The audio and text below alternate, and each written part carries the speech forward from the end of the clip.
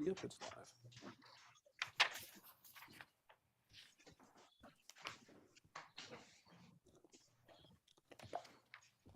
Right now. Yep, it's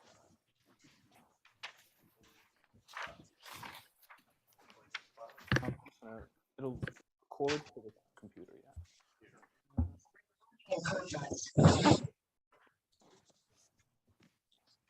Yeah.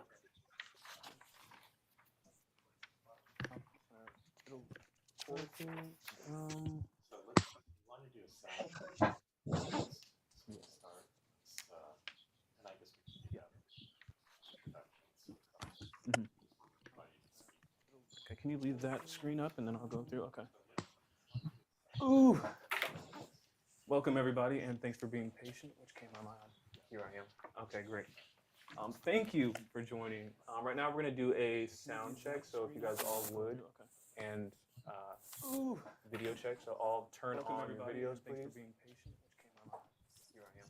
Okay, great. Good to see you, Aaron. Thank you for joining. Marisha, yes. A sound check. So if you guys all would, Tucker, and some fella right there. Turn on your videos, please. So one by one, I'm gonna have you speak. We'll start with Annalisa. Hi, I'm Annalisa Erickson playing Mrs. Edison. Hold on. There's somebody. Can you hear me? I think somebody's YouTube is on. So one by one, I'm gonna have you speak. Because I'm hearing. We'll start with Annalisa. Echo. Me too. Hi, I'm Annalisa Erickson playing Mrs. Edison. Question. Is Can anybody you hear watching me? the stream right now on another device? So one by one, I'm gonna have you speak. No. Start with Annalisa. Me too. Hi, I'm Annalisa Erickson playing Mrs. Edison. Question. Is anybody Yeah, watching the stream right now on I wonder if they could hear it though. No. I can hear myself several times. Okay, they can. Yeah, me too. Question. Is anybody watching the stream right now on I wonder if they could hear it though. How about now? How about now? Will you go ahead and speak? I will try again. 1, 2, 3, 4. Yay! Much better. Okay. Yeah, so how it's gonna start is I'm gonna give some hello everybody, my name is blah blah blah, some details, and we're gonna go I'll read off names and then you would just go ahead and introduce yourself and the character that you're going to be reading for. And then we will begin.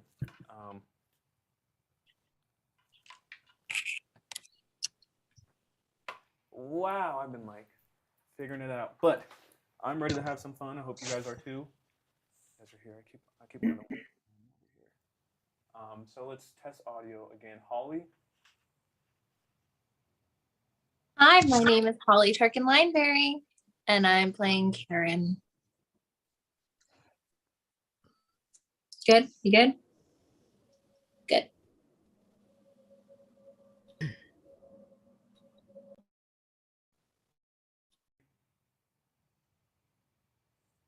don't think you can hear you. Maybe. Michael, can you hear me? Now I can, yeah. I could hear you before. I just didn't hear you for a second there, yeah. Hi, my name is... really hard time hearing you. I'm sorry. You're having a hard time hearing me? No, I can hear you. I can't hear TJ. Saint. Saint. Saint. Hey, what's up? What's going on? You didn't know you were talking to him. I don't know if I'm not speaking loud enough. No, you're speaking loud enough. Okay. You're fine. Let's go, Katrina. I think I heard Katrina. Hi, I'm Katrina Chamberlain. I'm playing Alice. Wonderful. Marisha. Hi, I'm Marisha Robinson, and I'm playing Cheryl.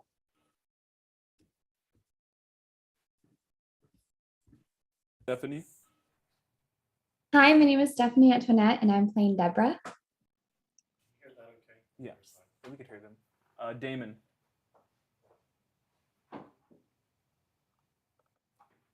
Damon. Wave your hands. Mr. Routledge. Hello, my name is Damon Rutledge, and I'm playing Dr. Clay. Rutledge. There we go. My apologies. Okay, Tucker. Hi, I'm Tucker Boggs, and I'm playing Larry. Caleb. Hi, I'm Caleb Lowry, and I am playing James. I'm butchering everything. Okay. Theo. It's Theo. No, I'm just kidding. Theodore Jones, and I'm Vernon. Oh, he changed his name already. Oh, why am I doing this? Rex. Hi, my name's Roger. I'm going to be reading for Rex. That's right. Aaron. Hi, my name is Aaron Burjohn, playing Gerald. Oh, he's perfect. Jeremy. Hey there, I'm Jeremy Uran, and I'll be reading for Chandler. Okay, that's all. Yay. And I'm Francesca Rowe, and I'll be reading for Elizabeth. Thank you. Hello, my name is TJ Chambers, and I'm reading for Douglas. Yeah. Where are we at now? It's time we're streaming. People should be logging on. Let me check. Just to be sure. Okay. I want to listen to myself. Okay. So we're going to do that same thing that we just did again. Hopefully it'll be a little smoother this time. Yeah, I think we could all hear each other very well. Everybody's lighting looks great. You guys are coming in well. I hope you guys could hear us as well as we could hear you. So without further ado, just one moment. Figuring out one last thing. So for when I'm doing Baby Elizabeth, is the screen gonna be black? It'll be. Okay, is that gonna be weird? No, it's fine. Okay. I just won't go baby, because I guess she's not a baby anyway. Well, it'll. Make it It pop says like, little. and then your voice is gonna change. You'll know. Like, oh, why is she just talking like that? Okay, so if everybody would, cameras on, please. You want to talk into the camera like on single on this introduction? Yes. Yeah, let's do a single. Let's come this way. Yeah. There already? Oh, wow. Okay. Hello and welcome everybody. This is the table read for Domino, a feature film that I've written myself, and I'm very proud of it.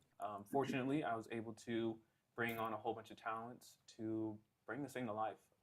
Really talented actors, and I'm excited to share them with you. Without further ado, I'm going to go ahead and introduce the cast, starting with myself, TJ Chambers, and I'm reading for the role of Douglas. Francesca. Hi, my name is Francesca Rowe, and I'll be reading for the role of Elizabeth. Annalisa. Hi, I'm Annalisa Erickson, and I'm reading Mrs. Edison. Holly. Hi, my name is Holly Tarkin-Lineberry, and I will be reading the role of Karen. Saint. Hello, everyone. My name is Saint Lazan, and I'll be reading for Domingo. Michael. Hi, my name is Michael Gamer, and I'll be reading for Ben and Mr. Hereford. Katrina. Hello, my name is Katrina Chamberlain, and I will be reading for Alice. Marisha. Hi, I'm Marisha Robinson, and I'll be reading for Cheryl. Stephanie. Hi, my name is Stephanie Antoinette, and I'm reading for Deborah. Tucker.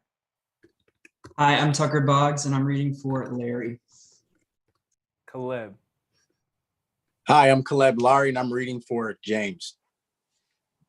Theo. Hi, I'm Theodore Jones, and I'm reading Vernon. Roger. Hello, I'm Roger, and I'm reading for Rex. Aaron.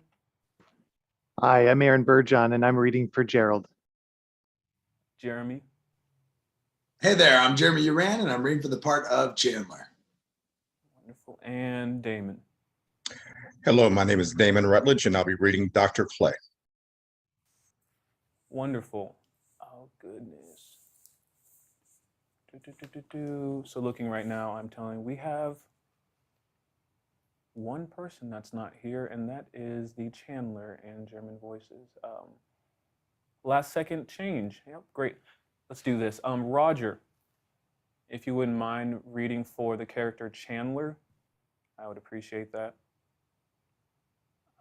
And that same scene, there are German soldiers. If you would do those as well, that'd be great. TJ? Not reading for Chandler? No, he was. Says Chandler. Oh, wait. Disregard. Yeah, Jeremy's Chandler and bartender. Yes, that's for the. Okay, wonderful. TJ, question? Yes. And you're wanting me to read for the narrator as well? Yes, ma'am. All of the everything? Yes, the everything. Wonderful. Before we begin, I just want to say this. I'm here. Yes, for those of you viewing, just know that the sentiments of the story do not reflect the ideals and morals of the characters or the actors reading for the characters. In other words, they're not really racist. There are some terms of bigotry and hate, and they're just actors. Okay, so don't hate them for it. The story was written for a different time, right? Pre-50s. So the world was different, and so was the use of language and just the way people viewed the world. With that being said, enjoy the film that we're going to bring to life for you.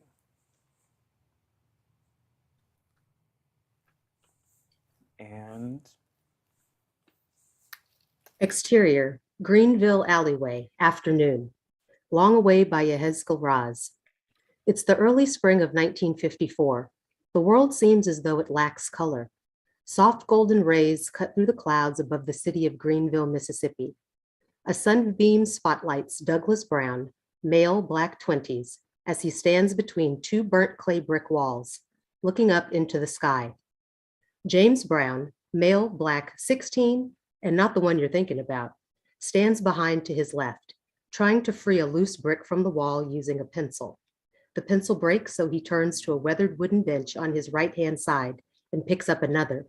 Also on the bench are worn-out textbooks, a notebook, and more broken pencils. Two shoeshine chairs sit by one another on the opposite wall of the alleyway. Each chair has a short stool and wooden box in front of it. A number of storefronts are in the background, just across the street where both white and black pedestrians walk. Of course, the sidewalk is reserved for those of pale complexion. I remember looking up at the monochrome sky, and far above my head, there's a plane flying by. How incredible is that? I thought to myself. And James leaned on me and he said, I know you see them girls over there. Douglas' eyes continue to follow the aircraft. Doug. Huh? You see them girls over there? James points to the opening of the alley. Douglas follows with his eyes. Sure do. Across the street are a couple of colored girls, standing in front of a whites-only boutique, gawking at a dress through the window. You ain't even looking the right way. Pan over to inside the boutique. Elizabeth Hereford, female, white 20s, is holding up the dress that the girls outside stare at. She puts it back on the clothing rack. Her fingers gently glide across each fabric as she sorts through several different blouses. Her eyes move accordingly. He was right. I saw porcelain skin and blueberry eyes. She was every angel's envy. For a moment, the world froze. But they just looked right at us. I got dibs on the one in purple. Douglas's eye line doesn't change. It's a shame the world would be opposed. What are you talking about? The line between the two of us. What? Look, enough with the poetry. I'm gonna go talk to them girls. James begins his backpedal. James, now you know you're not supposed to walk away when you're supposed to. Don't worry, Doug. Okay, I'll put in a good word for you. He turns back toward the colored girls and continues his strut. Douglas takes a second look inside the boutique. Elizabeth catches him peeking at her. He tries to charm her with a crooked smile, but she looks back down at the blouses. Douglas reaches into his right pocket and pulls something out. He flips it like a coin and lays it over top the back of his left hand. Removing his right hand, he reveals a domino. 1-to-1.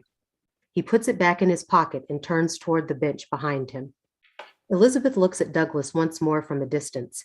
Her curious gaze lingers until a friend of hers calls her attention to another dress.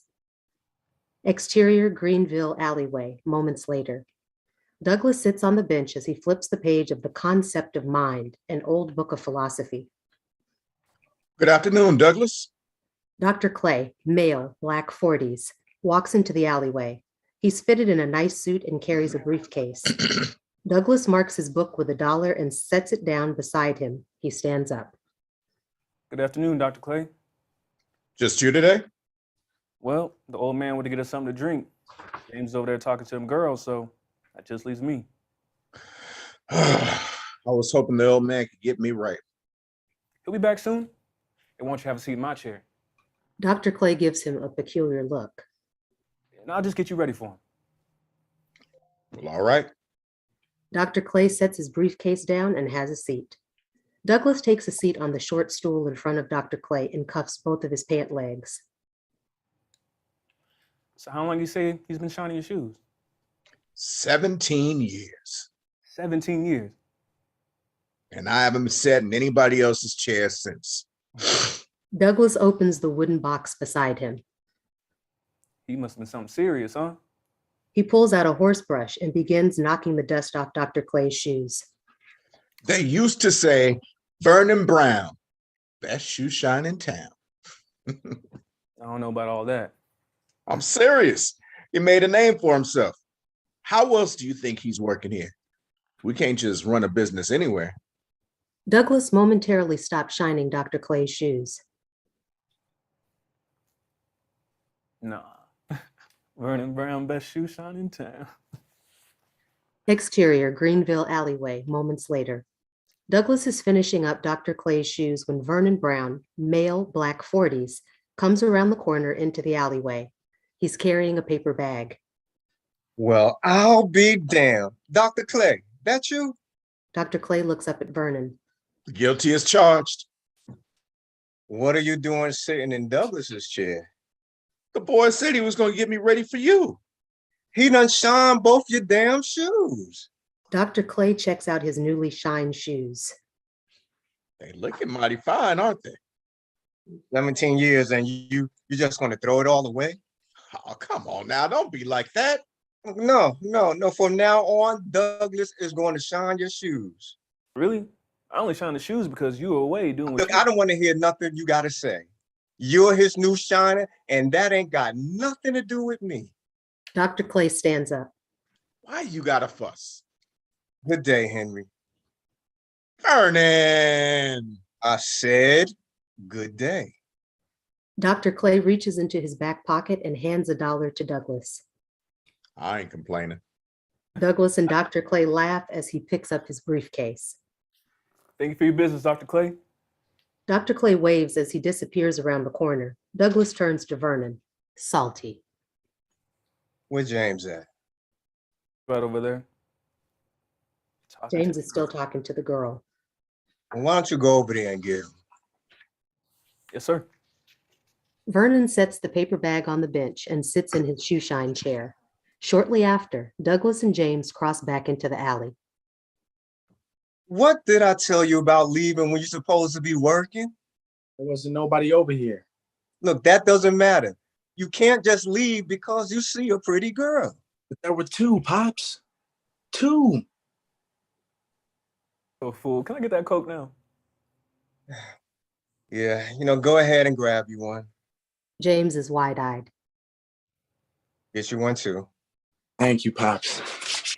Look, I'm serious, James. Work first, women second. In other words, you make money and the girls will come to you. George, male, black 30s, walks into the alley. Hey, how you doing, George? I'm doing all right, Mr. Brown. Yourself? Well, I figured I'd come get my shoes shined. Had some time. Well, come on, have a seat. I'll get you right. Douglas pulls 2 Coke bottles from the paper bag and hands one to James. They sit down on the wooden bench and use its hard edge to pop the bottles open. Vernon begins brushing George's shoes when Mr. Presswood, male, white, 40s, stops at the opening of the alley. He looks disgusted. Douglas notices. He sets down his Coke and stands up. Good afternoon, sir. Mr. Presswood remains silent. you're looking for a shoe shine, pleasure's all mine.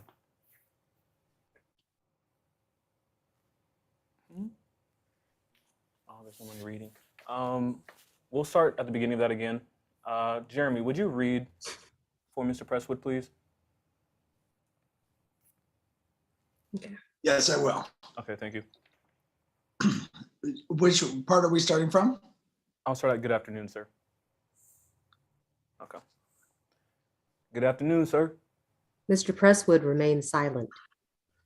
If If you're looking for a shoe shine, then the pleasure is all mine.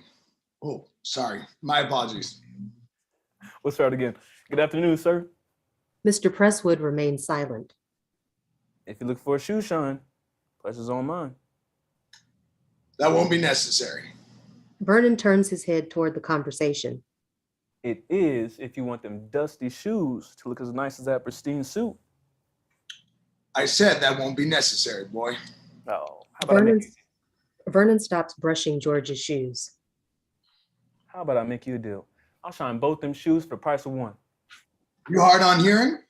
Satisfaction guaranteed. And if you don't like it, you walk away for free. Mr. Presswood gives him a long look. Interior brown residence, dining room, evening. Gumbo is being stirred in a bowl. Ain't nothing like a good day of making money shining shoes. And girls, don't forget about them girls. Oh, James, don't nobody care about them girls. I got me a nice tip from Mr. Presswood, though. Was he the white man? Sure was. But how? What can I say? I'm that good. Oh. You should have seen the way he was looking at his shoes when I was done. And to watch him pull that money out of his wallet, man, I tell you what. Douglas. That. Yes, sir. Now you understand what you did was wrong. What you mean? Talking to that white man the way you did. I was just talking business. Ain't nothing to it. Ain't nothing to it. Ain't nothing to it. Oh, okay. You right about that. Just some sounds. A handful of words, a couple of sentences. Ain't nothing to it. But see, if one of them white folks don't like what you say or takes it the wrong way, then you'll be just another nigga. Vernon! Oh, ain't nothing to it, huh? I didn't mean to upset you. Look, it doesn't matter what you mean. You can't talk to white folks like that, and you know it, Douglas. I was just talking the only way I know how. Well, don't. Vernon takes a long look at Douglas. Cheryl turns to James. Why aren't you eating, James? Gumbo makes my stomach hurt, Mom. Looks like your stomach's gonna hurt for the next 2 days because I made enough for tomorrow. But Mama, come on. Look, tomorrow morning after I take James to school, I'm dropping you off in the alley. I got a client that I got to go see a few hours away. Now, can you handle yourself? Sir. Season starts tomorrow too, Pops. Don't forget. I'm not going to miss the game. Your word? Now, don't make a promise you can't keep. Now, you finish that bowl, and you got my word. All right, now. You said it.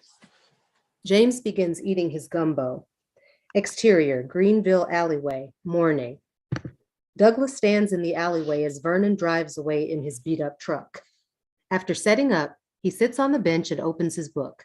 Douglas finishes his book and sets it down beside him. Bored with himself, he starts singing. Douglas then picks up his book and wooden shoeshine box, then walks out of the alleyway. Exterior, public library, back door, moments later. Douglas knocks on a door in another alley. He waits.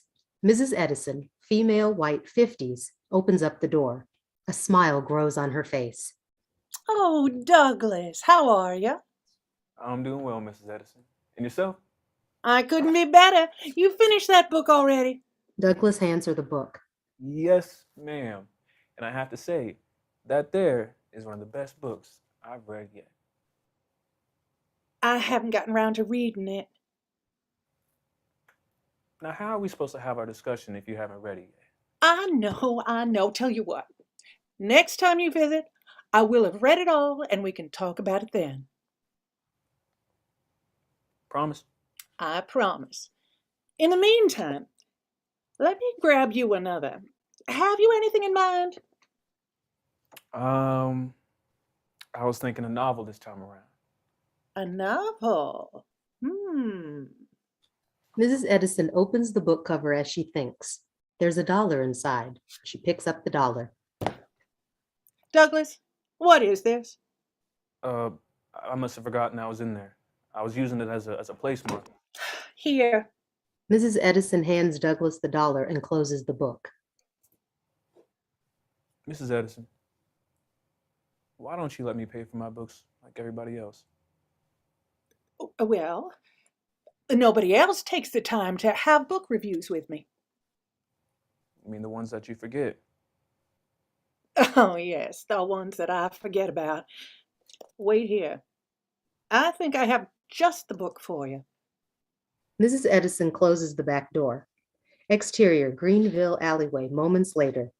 Douglas walks back into the alley carrying his wooden shoeshine box and a new book. He stops. Mr. Harryford, male, white, 40s, is sitting in Douglas's shoeshine chair. He's fitted in a beautiful suit and unique leather shoes. His face is hidden behind a newspaper. Douglas sets his book on the bench and turns around. Good morning, sir. Morning. Can I shine your shoes? That's what I'm here for. Douglas cuffs Mr. Harryford's pants and pulls out his horse brush to knock the dirt off his shoes. Mr. Harryford finishes reading the paper, closes it up, and sets it to the side. You don't talk too much, do you? No, sir. That's too bad. I can't stand a silent shoe shine. More silence. How long have you been shining shoes? Ever since my hands could work. Now, that's what I like to hear. I appreciate a young man with good work ethic. Well, I hope to own my own business one day. Shine one shoe at a time, and you just might. I shine two at a time. Mr. Harryford laughs. You like shining shoes? I take pride in what I do. Is that so? They say my boss is the best shoe shine in town. But if you ask me, I'll tell you I'm the best in the state. But don't tell him I said that. You sure do have confidence. I have to. I wish some of my men had the same wits as you. I'd be a much more successful man if that were the case. Now, forgive me, sir, but I've never seen shoes like these or any like them before.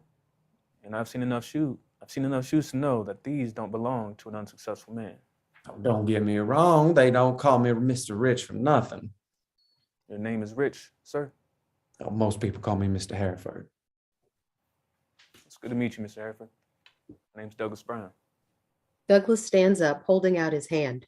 Mr. Harryford shakes it. Pleasure is all mine. Douglas sits back down on his short stool and pulls a rag out of his wooden box. He wipes down both shoes. You got any matches on you? Douglas throws the rag over his shoulder. Yes, sir. Douglas reaches into his wooden box and pulls out a match. He strikes it and lights Mr. Harryford's cigarette. Montage of Mr. Harryford having a grand time while Douglas shines his shoes. It comes to an end. All done, Mr. Hereford. Oh, that's too bad. I was having such a good time. What do you think? Mr. Harryford looks down at his shoes. My goodness. Douglas stands up. Not too bad, huh, sir? I'm quite impressed. Mr. Harryford reaches into his coat pocket as he stands. How much do I owe you? 90 cents. Mr. Harryford pulls money from his wallet and hands it to Douglas. Thank you for your business. Good day, son. Mr. Harryford shakes Douglas's hand and begins to head toward the opening of the alley. Douglas looks down in his hands and realizes that he is holding $3. Mr. Hereford. Mr. Harryford turns around in the distance. I believe you accidentally overpaid me by a lot. I just paid for the quality of your service. Mr. Harryford turns the corner as Douglas watches him leave. All right, then. Exterior Greenville alleyway, afternoon. Douglas is shining a client's shoes when James walks into the alley with his school supplies. He sits down on the bench behind Douglas and sets his books beside him. How's school? Same as it is every day. You got homework? Yeah. Might as well get it done now. Nah. James, you ain't too good at shining shoes, so you best be in the books. Look, I'm gonna check on you as soon as I'm done with Mr. Macon here. All right? James picks one of his school books up and opens it. Exterior, Greenville alleyway, moments later. Douglas is tutoring James as they sit on the bench. James, listen, if you want to learn this, you need to pay attention.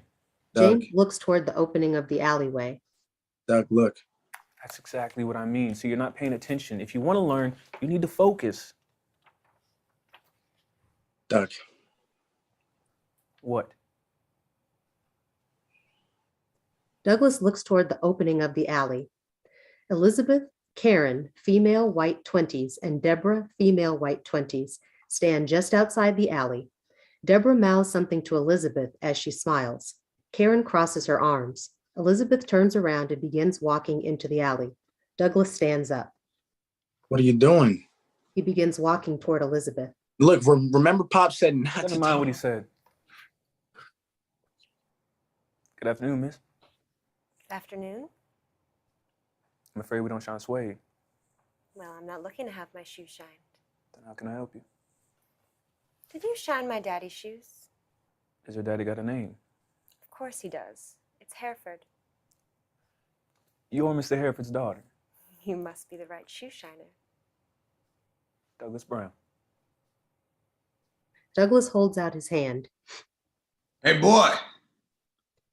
Exterior, World War II base tent. Afternoon. Flashback 1939.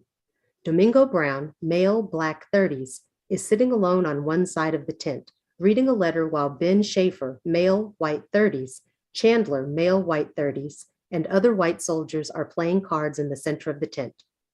I said, hey, boy. Domingo doesn't pay him any mind. You hear me talking to you? Come on, Chandler, let the man read his letter. Chandler gives Ben a dirty look before turning back toward Domingo. Well, I didn't know niggers could read. See, where'd you learn how to read? You ain't bothering nobody. Oh, so what? Oh, you want to play nice. There's no answer from Ben. Well, how about you go on over there and you make friends, huh? Ben stands up as the other soldiers contest. He walks over to the other side of the tent and stops in front of Domingo. Your old lady send you that? You don't have to do that. I'm just asking a simple question. You do have a woman, don't you? She died. Domingo looks up. Giving birth to my son. I'm sorry to hear that.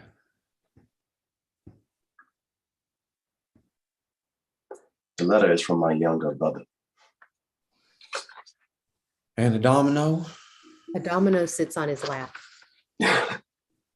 That's from my son.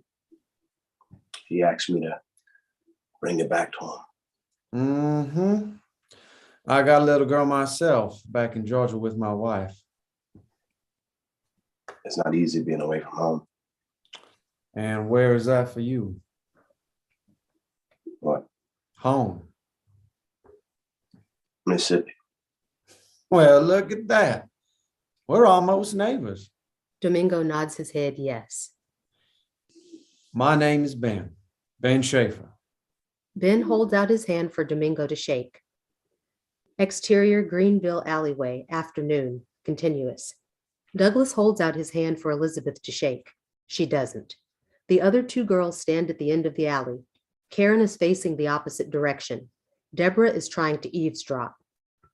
I don't know what you did, but he cannot stop talking about you. He said you made his shoes new again. Well, turning back time is what I do best. At least when it comes to shoes. If I could really turn back time, I wouldn't have eaten that gumbo last night because my gut is bubbling. You think you're funny? I do. As much as my daddy appreciated your work, he couldn't remember your name. Well, now you got it. The question is, are you going to remember it? What is there to remember? Douglas smirks. You mind me asking your name, miss? It's Elizabeth. Well, it's a pleasure being in the darkness in the presence of the sun. Miss Elizabeth Hereford. Is that poetry? It is. Sidney Keys? No, that's not right. Alan Lewis. Douglas shakes his head no. feel as if I've heard that before. Who wrote it? Douglas Brown. He holds out his hand once again. She's impressed. Elizabeth shakes it this time. It's nice to meet you, Douglas Brown. Likewise. The girls are still waiting at the opening of the alley. Deborah is smiling. Karen rolls her eyes. Your friend's looking a little impatient. Don't mind her. You gonna let go of my hand, miss? Right. Elizabeth, Elizabeth lets his hand go. They're suddenly joined by Gerald, male, white 40s, walking into the alleyway. there you are. And who might this be? My name is Douglas Brown, sir. This is the shoe shiner. The one your father spoke about. That's him. There's a short silence until Elizabeth clears her throat. Of course. You see, Mr. Douglas, Mr. Harryford is a particular man. When he stumbles upon what he believes is an expert of any subject, he makes it a point to hire said individual. Although short notice, he is quite frank. You mean to the point? Yes, to the point. Mr. Harryford would like you to be his personal shoe shiner. Trust that you will be paid handsomely. Oh, I'd be honored. Of course. But I could only work evenings and Saturdays because I'm here on the weekdays and Sundays for God. Can you be at the Harryford estate at 6:30 tomorrow evening? Yes, sir. Good. I will see you then. Finish up here, then bring your friends to the car. Running late for dinner. Yes, Gerald. Gerald walks away. Dinner? He means supper. Well, I best get back to teaching. The best. She smiles and walks away. Douglas watches her in subtle adoration as she walks toward the car. The moment is suddenly ruined by James throwing a balled up piece of paper at Douglas. You ain't teaching nothing. I bet I teach you what a whooping looks like. They both continue teasing, playboxing each other. Elizabeth sits in the front seat as Gerald gets in the car. She looks into the alley and smiles as the car pulls away from the alley. Karen is sitting behind her with a sour face. Interior, brown residence, living room, evening. James is listening to the radio broadcast a baseball game as Douglas is reading his book.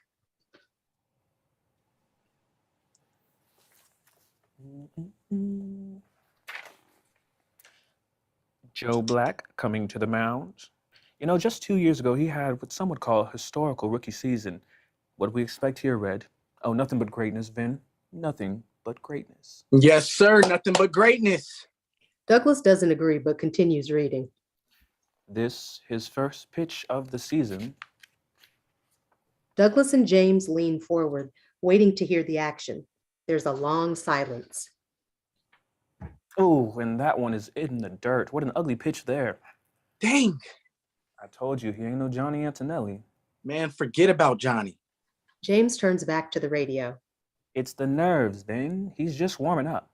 Well, that's what the bullpen is for, Red. Let's see if he can get it to the catcher this time around.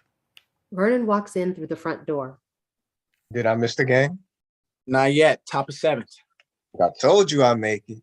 Just in time, too. They just put Joe on the mound. Another waiting silence. And there it is, a beautiful pitch straight down the pipe. Yes, sir. And there goes that familiar chant that we all know too well. And right on time, Red. Right on cue. Okay, so boys, you hear Mr. Ray Charles is coming to town? Is he really? He sure is. And guess who shined his shoes today? I don't believe it. You playing, ain't you, Pops? Sirius has a heart attack. What? Guess what? Vernon pulls 3 show tickets out of his pocket. No way! No. But how much did they cost? Took me just 15 minutes to shine his shoes. When is it? Please don't tell me it's during school. It's 6 o'clock tomorrow. James continues cheering. Douglas stops to think. Oh, I know them girls gonna be there. They just might.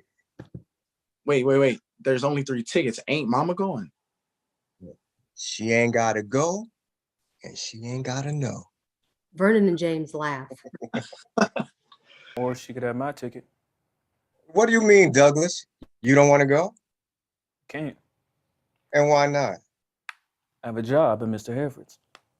I don't know who this Mr. Hereford is, but tell him Ray Charles is in town and he might want to get himself a ticket. Cheryl, female, black, 40s, walks into the kitchen. I don't think Mr. Hereford listens to Ray Charles. She opens the oven to a casserole and checks the temperature. Oh, come on, everybody listens to Ray Charles. I don't know, Pops. I don't know. Vernon sees that the boys are serious. Wait a minute. Who is this Mr. Hereford? Cheryl pulls the casserole out of the oven. She sets it on the counter. Some big time investor that owns stock in just about all the auto manufacturing companies. He just moved from the north, bought that big old Delta plantation about 5 miles down the road. You didn't hear? Vernon realizes that he's the only one that is uninformed.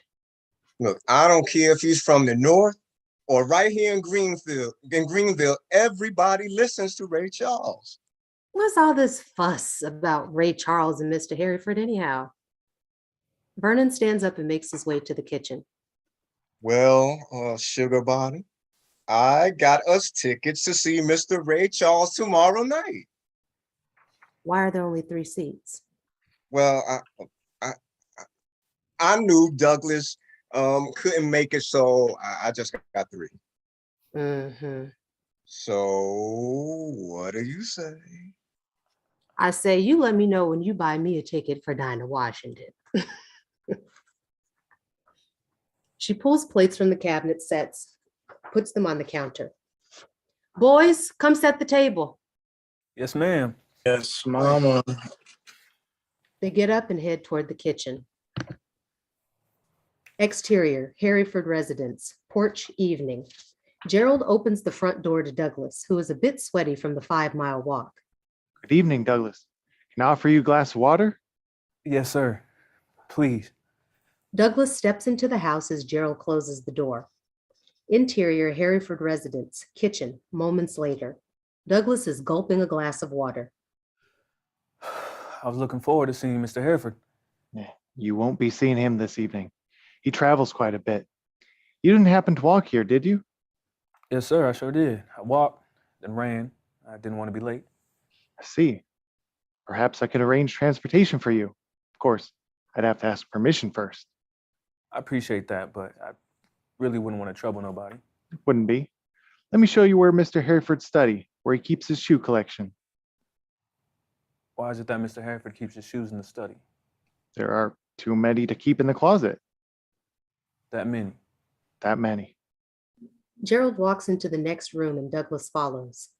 Interior, Hereford residence, staircase/hallway. Moment. Douglas is following Gerald as he carries on. Another example of Mr. Hereford's primitive impulsiveness was his decision to purchase this plantation for an unholy penny.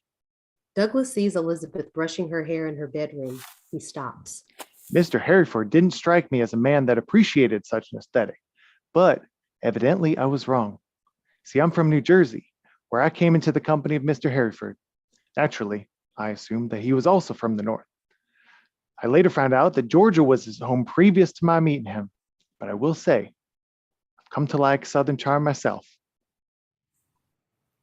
Douglas is still amused by Elizabeth. She sure is beautiful. Douglas snaps out of it just before Gerald turns toward him. The house. The house is amazing. Elizabeth sees Douglas through the crack of her door. The study is right this way. Douglas follows out of frame. Interior, Hereford residence, study, moments later. Douglas is impressed by Mr. Hereford's shoe collection. These shoes look like they've never been worn before.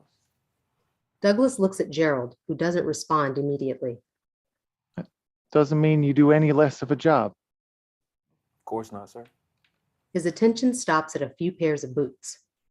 Each one crafted by his very own hand. Whose hand? Oh, just some shoemaker by the name of Klaus Martens. Klaus Martens. Story goes that a German soldier injured his ankle while skiing. Found out his military boots didn't provide enough support, so he began crafting his own. All this while also being a physician. You mean like a doctor? Yes. Hence the name of his shoe company, Doc Mart. The house phone rings. Excuse me.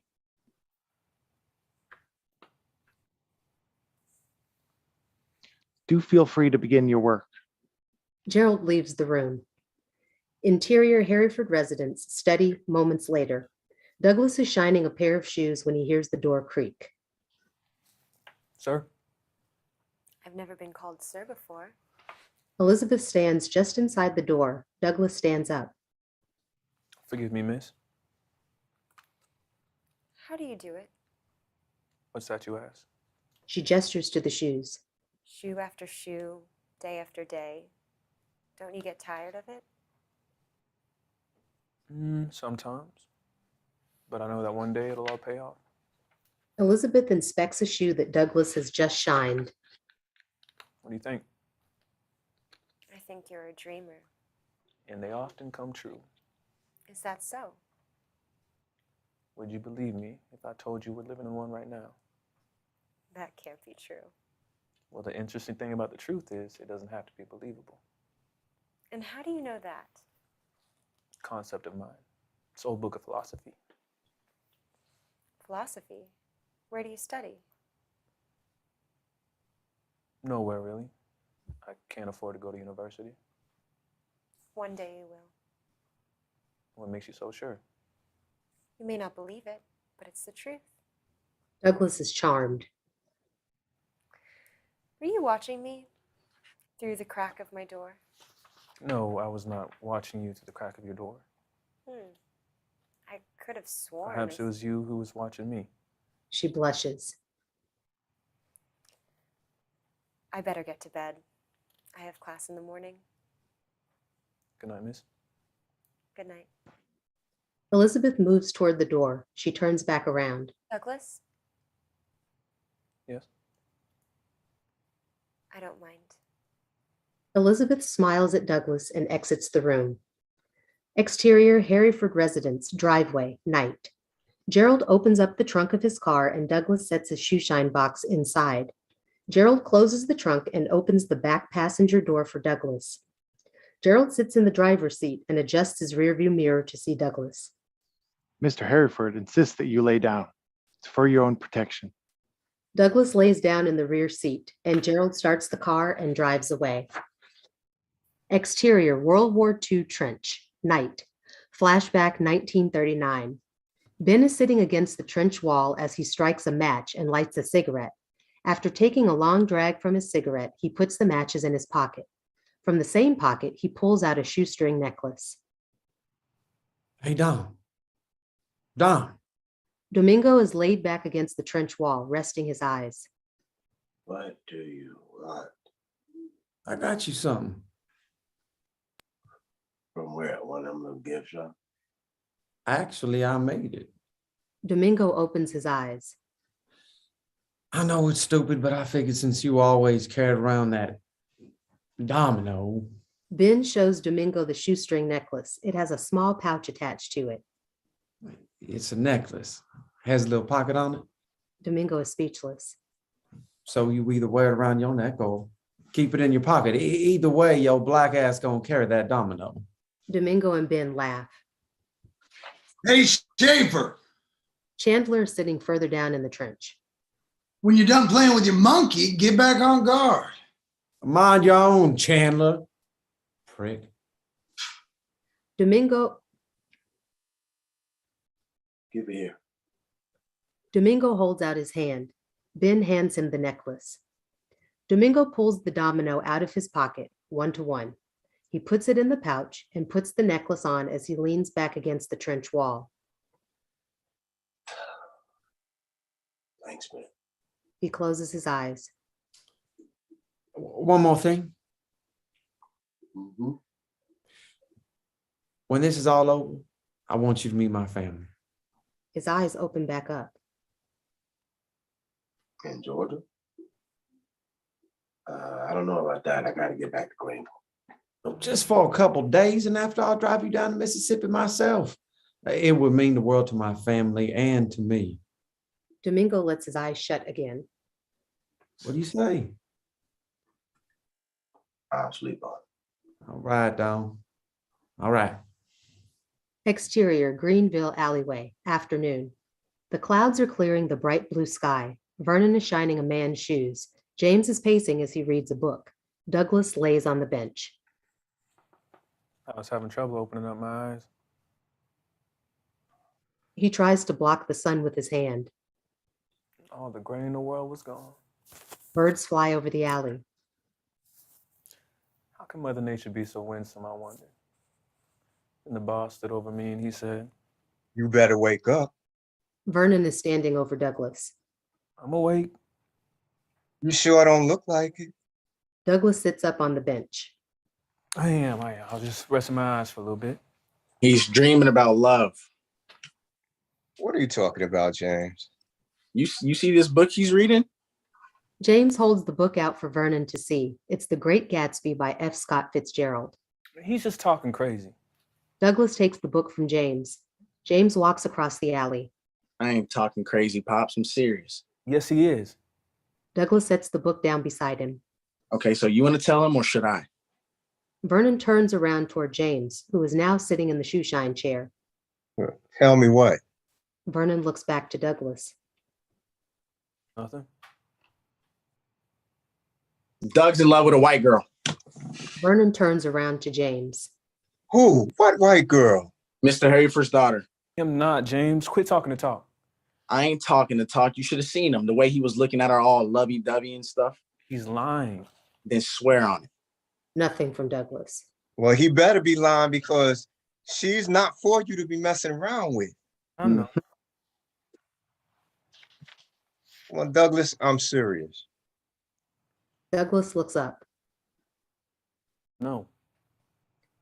Interior, ballet studio, afternoon. Elizabeth, Karen, and Deborah are stretching on a long ballet bar.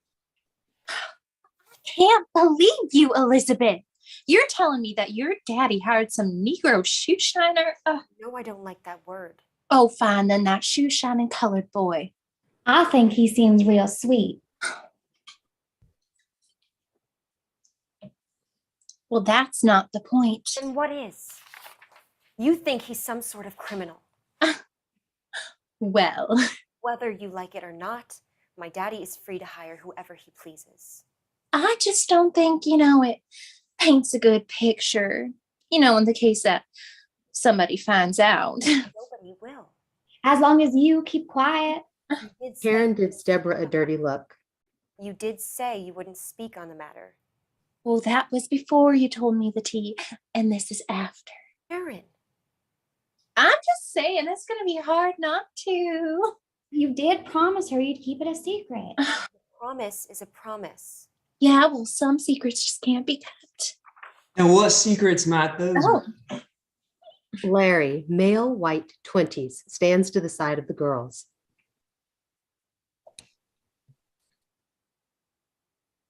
None that concern you, Larry.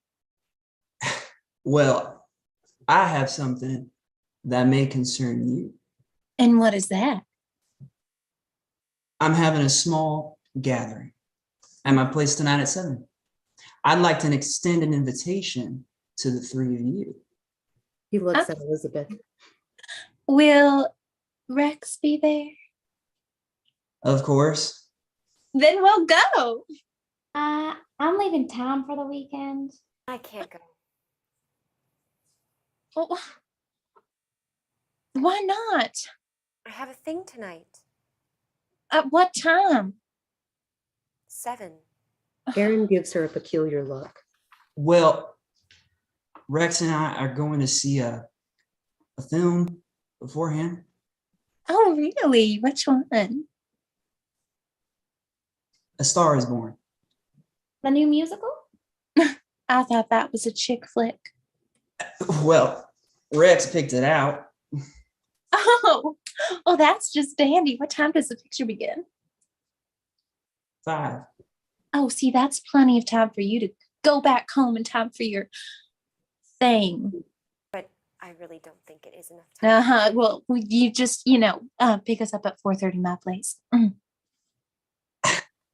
All right, see you then. Bye. He smiled at Elizabeth before leaving. Now, what did you do that for? To bring you back to reality. Interior, Larry's car, driving, afternoon.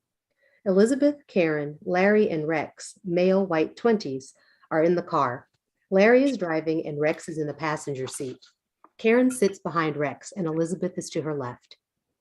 You're not hearing me, Larry. Not a single hit off of him last week. Not a one. You act surprised. Who knew Negroes could throw a curveball? I, for one, did not see that coming. Well, they didn't just give him Rookie of the Year for no reason. I don't believe in the statistics, and I still don't think Negroes should be in the league. All right, look, I don't like the fact that they think they can do everything we can either, but the boy can pitch. Oh, Rex Black pulls a Joe. flask out of his coat pocket. Black Joe. Rex Here, takes a drink from a don't spill flask and hands it back to Karen. Here, don't spill it. Hey, yeah, I don't want my father's car smelling like alcohol. I won't spill it. Karen grabs it and takes a drink. She then offers it to Elizabeth, who's looking out of the window. Oh, you want some? Fine. Are you sure you're all right? Elizabeth turns back to look out the window. Suit yourself. Karen has another, then taps Rex's shoulder with it. Here. Rex takes it from her. Jesus. Glad you decided to save some for the movie. I was thirsty. Rex drinks once more before putting the cap on. He puts it in his pocket. Interior, movie theater, moments later. Karen and Rex are kissing. Larry looks over at the two, then back to the movie. Judy Garland sings while twirling around on the big screen. Larry reaches over to hold Elizabeth's hand. She quickly uses it to take a sip of her soda. It's a long sip. He removes his hand from her lap and places it in his own, interlacing his fingers. He looks over at Elizabeth, who is forcing her own interest in the movie. She finishes drinking and sets the cup down. Larry picks up Rex's flask and takes a big gulp. Ugly face. Elizabeth wears a smile as she watches the screen.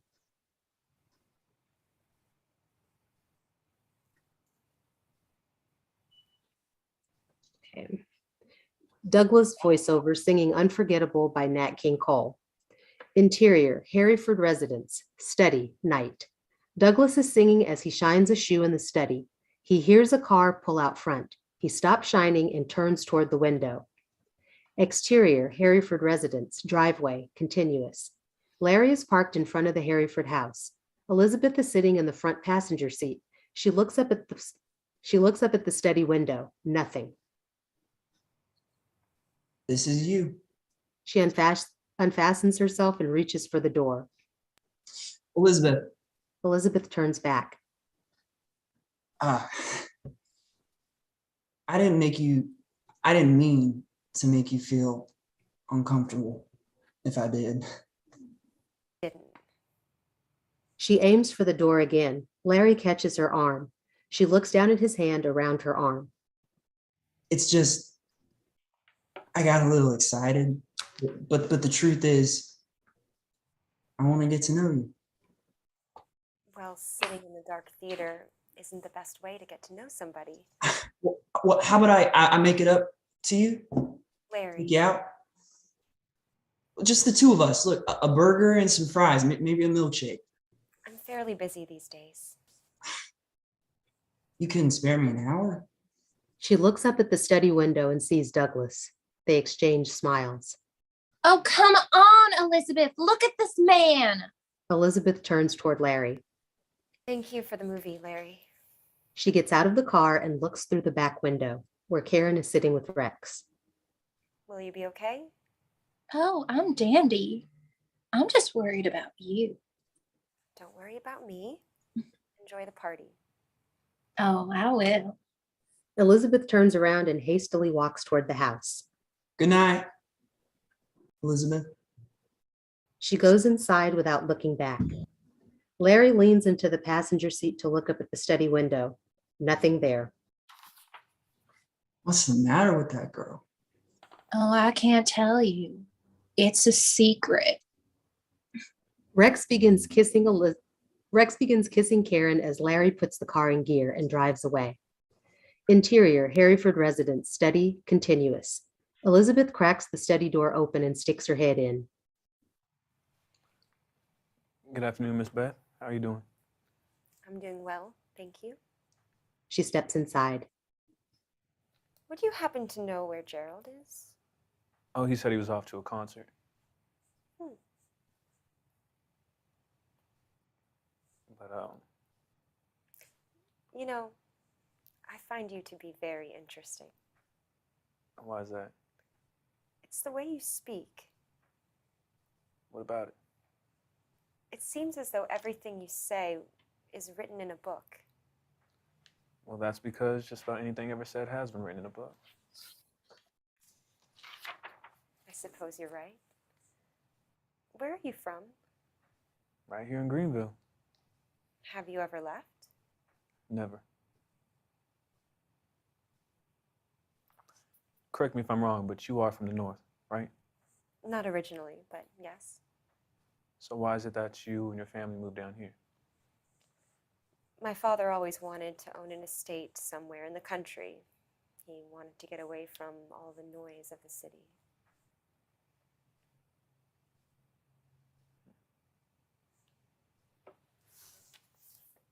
Do you ever miss it? Some things. Like what? This is going to sound ridiculous. I miss the Dodgers games. That doesn't sound ridiculous at all. James loves the Dodgers. It was just about the only time we got to spend together. Of course, we stopped going after. She feels for a pin in her hair. She suddenly seems melancholy. We just stopped going. Why is that, if you don't mind me asking? You sure are curious. Douglas smiles at her. My father buried himself in his work. That's terrible. At least Gerald attends my recitals. Recitals. You dance. Do I? I have a recital coming up in a few weeks. You're welcome to attend. What? Oh, I wish I could. Have you ever been to a ballet recital? No. Elizabeth thinks briefly. Come. I have an idea. What do you mean? I can't just leave. Shoes don't just walk out on their own. They'll be here when you get back. I'm working. I can't just leave. Oh, come on. Elizabeth pulls him along. Douglas drops the black shoe that he was shining. The two run down the stairs and out the back door. Exterior, Harryford Estate, continuous. Together by Yezgul Raz. Elizabeth guides Douglas into the backyard. They cross an open field, go into a tree line, through the woods, and come to a big willow tree. Wow.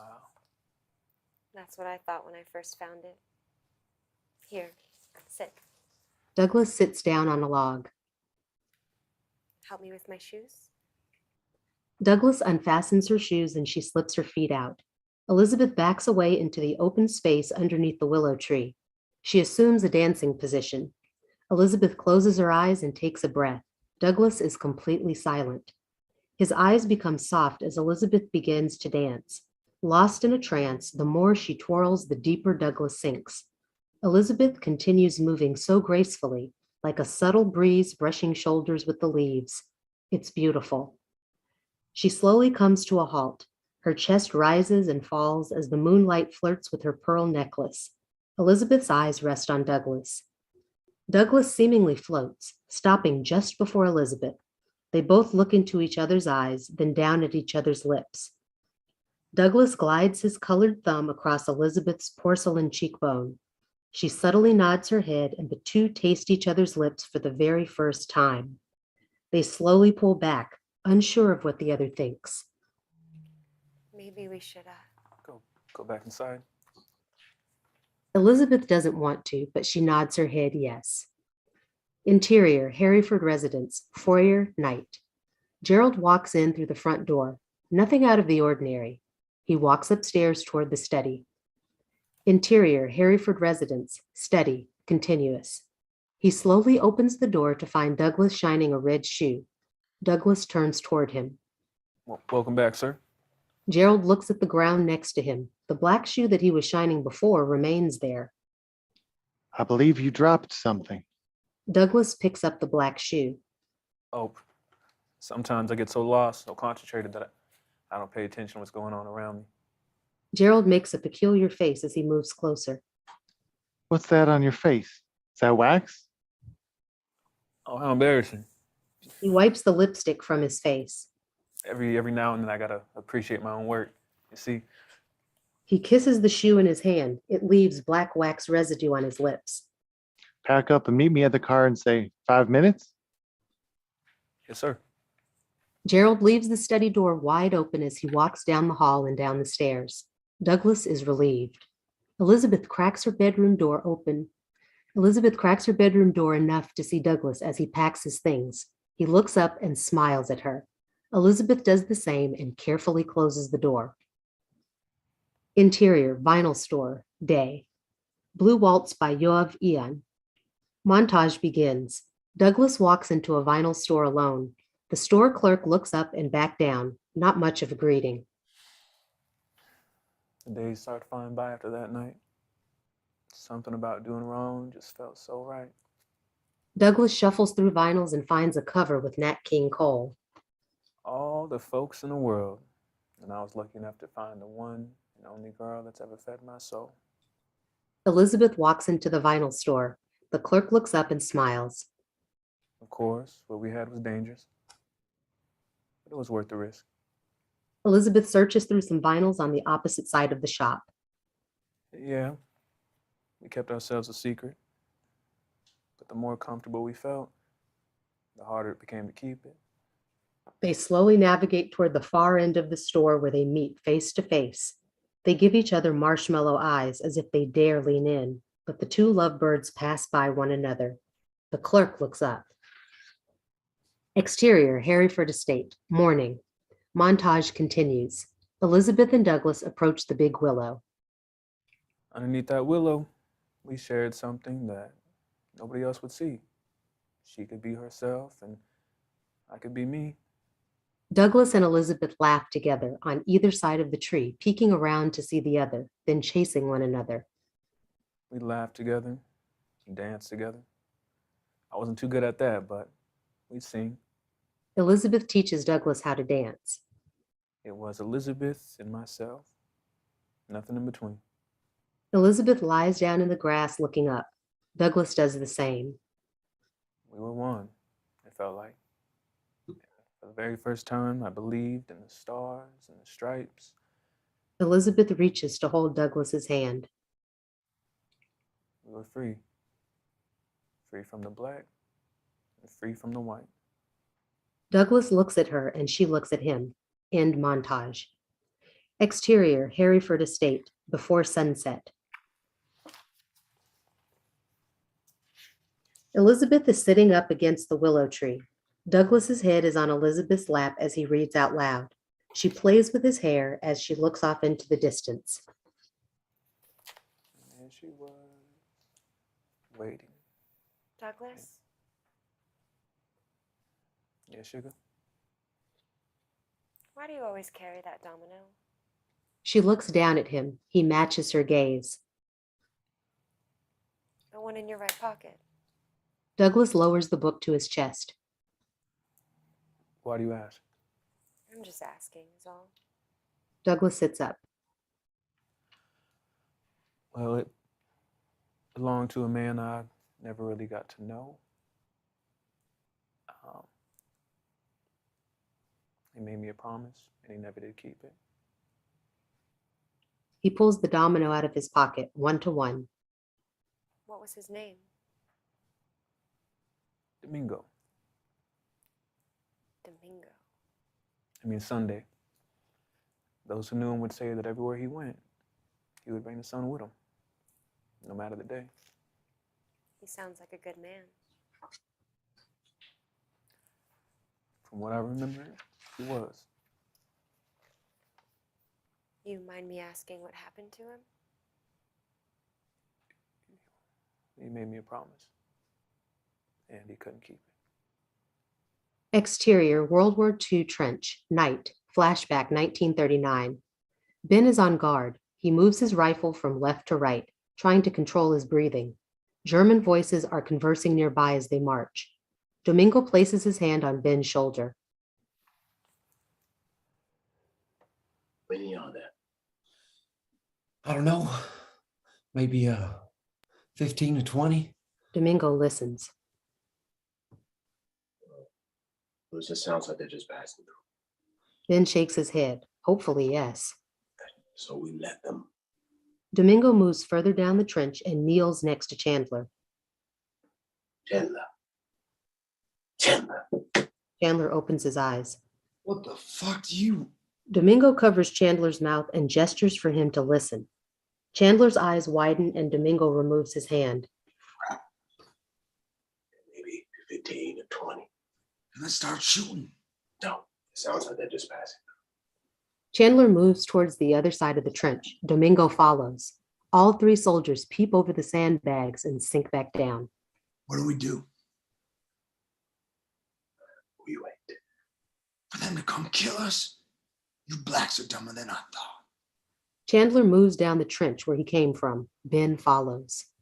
What are you doing? I'm not waiting around to be shot by them Nazis. Chandler, they know we're here. Exactly.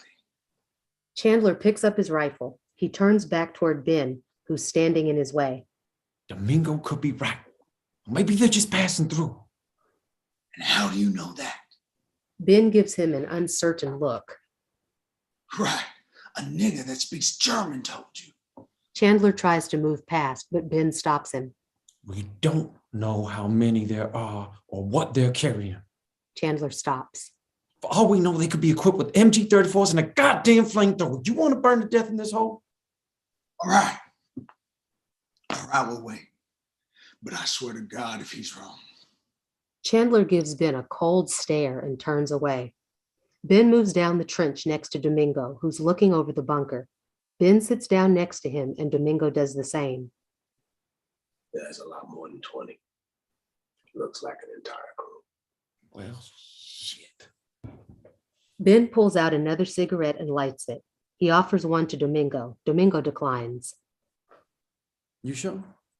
Could be your last chance. They both find humor in his response. Chandler paces back and forth in the trench. What's the point? Takes edge off. Makes living a little easier. You know, come on, man. Living ain't all that hard. Chandler picks up his gun and braces against the trench wall. Look, you want to smoke or not? Domingo takes a cigarette from Ben. Ben strikes another match and holds it up to Domingo's cigarette when bang! A gunshot rings from the other side of the trench. Ben and Domingo freeze before moving to look around the corner. German chatter slowly grows in the distance. Chandler is looking through the scope of his gun. He fires another shot and takes cover. What the fuck are you? Know where it came from. Ben goes back to pick up his gun to look over the edge. Domingo stops him. What are you doing? Domingo holds his finger over his lips. He's right. If we all start shooting, it'll be a dead giveaway. Chandler takes his time as he continues shooting at the enemy. The Germans begin to speak more. They start firing back. Chandler is meticulous in picking them off. Chandler continues to battle the company. For every bullet he fires, 17 come back. Chandler sits back against the wall. That's 6 by my count. He begins reloading his magazine. You boys just sit there and watch me go to work. Chandler stands back up to continue firing when pop! He gets sat back down by a bullet in the chest. He dies almost instantly. Ben tries to grab his rifle, but Domingo blocks him. Calm down. Calm down? What the fuck do you mean? This is war. They don't know we're here. The hell they don't. Look, you think that was a shot in the dark? Ben! Domingo grabs Ben's head to get his attention. already dead. Exterior, World War II trench. Moments later, flashback continued. Yearning by Michael F.K. Moments later, there's a German soldier standing over the trench looking down.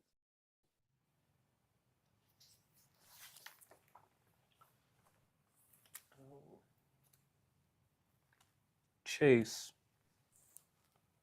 Sure. Es waren 3, Sir. Alle tot? Ja, Sir. Alle tot. Stellen Sie sicher. Ja, Sir.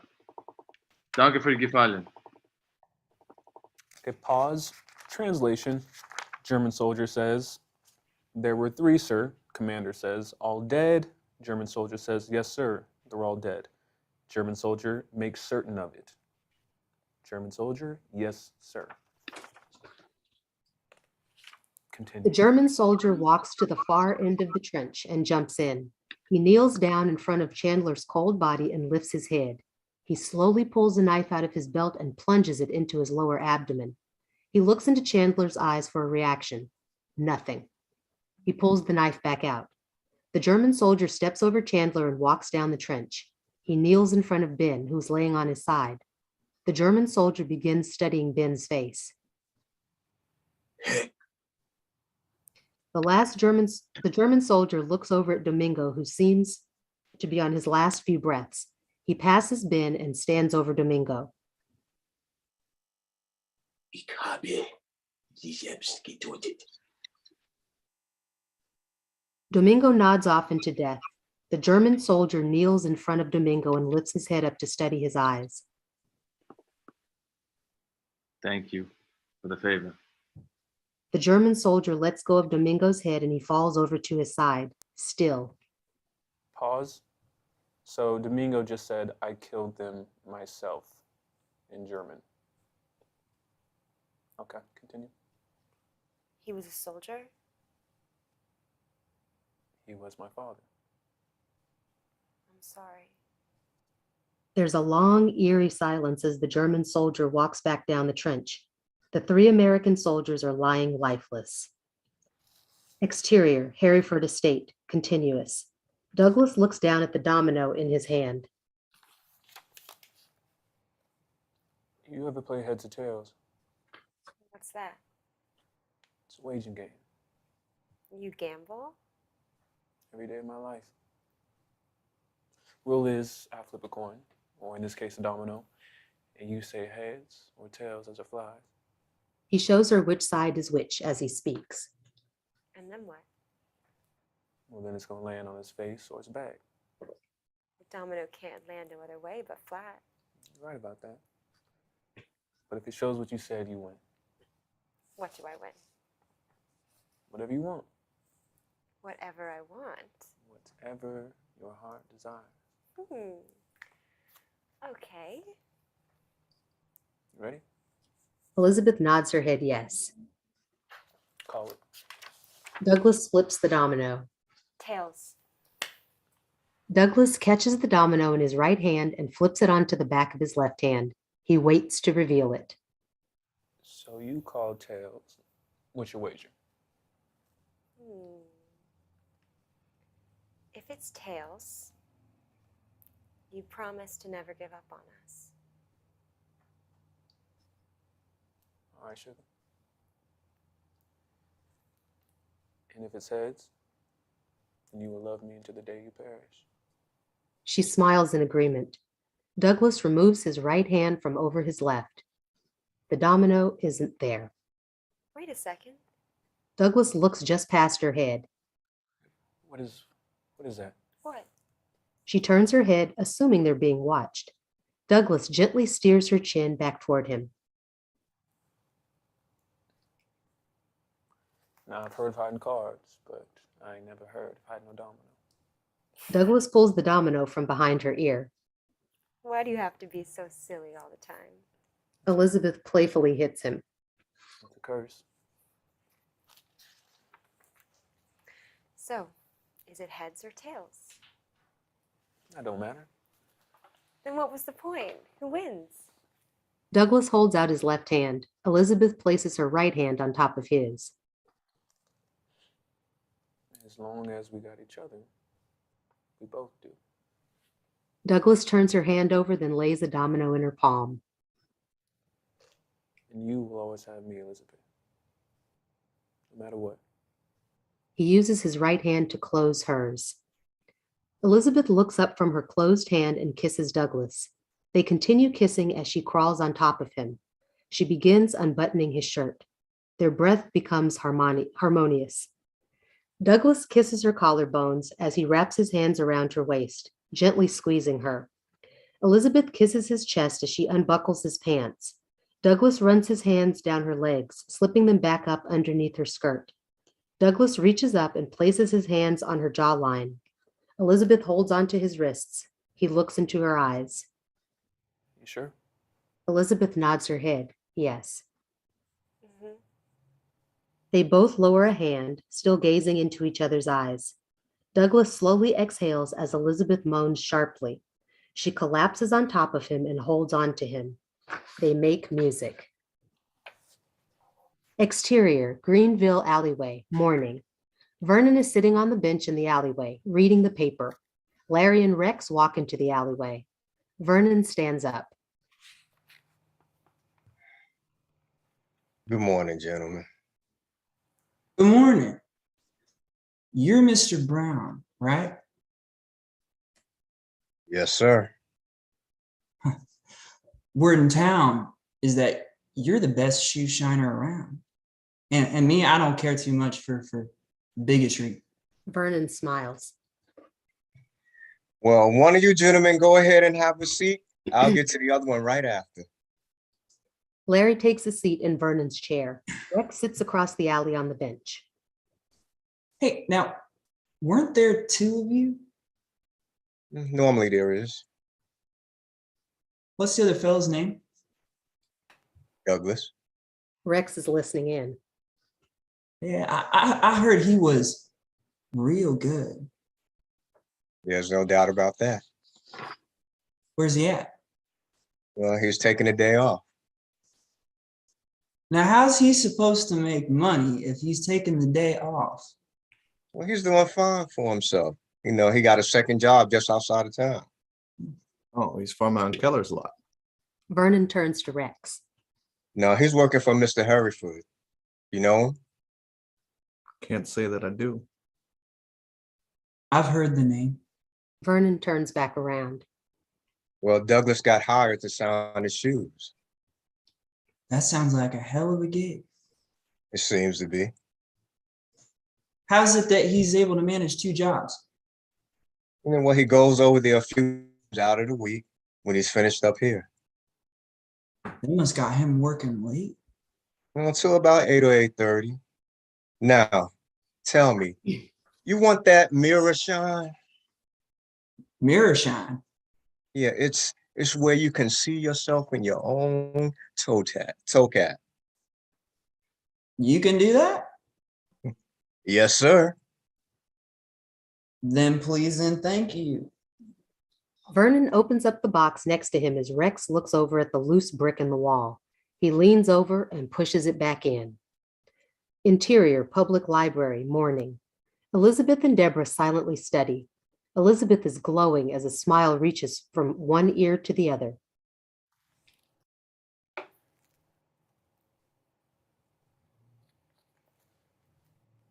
You're muted. Why are you so happy? Hmm? What are you smiling so big about? Nothing. Don't try to hide it. Hide what? Elizabeth, I'm no fool. Okay. But you need to promise me that you won't tell anyone. Not I even promise I won't tell a soul. Elizabeth looks around. Mrs. Edison is sitting behind her desk at a distance. It happened. What happened? Elizabeth smiles. It did not. Elizabeth bites her lip and shakes her head yes. With Douglas? Who else? I can't believe it. How was it? It was absolutely wonderful.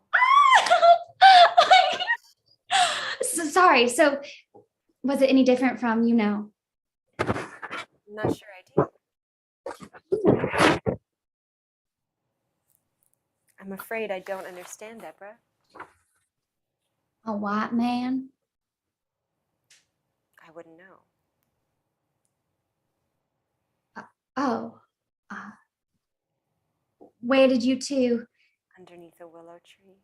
Oh, how romantic. Was it big? Deborah! I was talking about the tree. Gosh. It must have been, huh?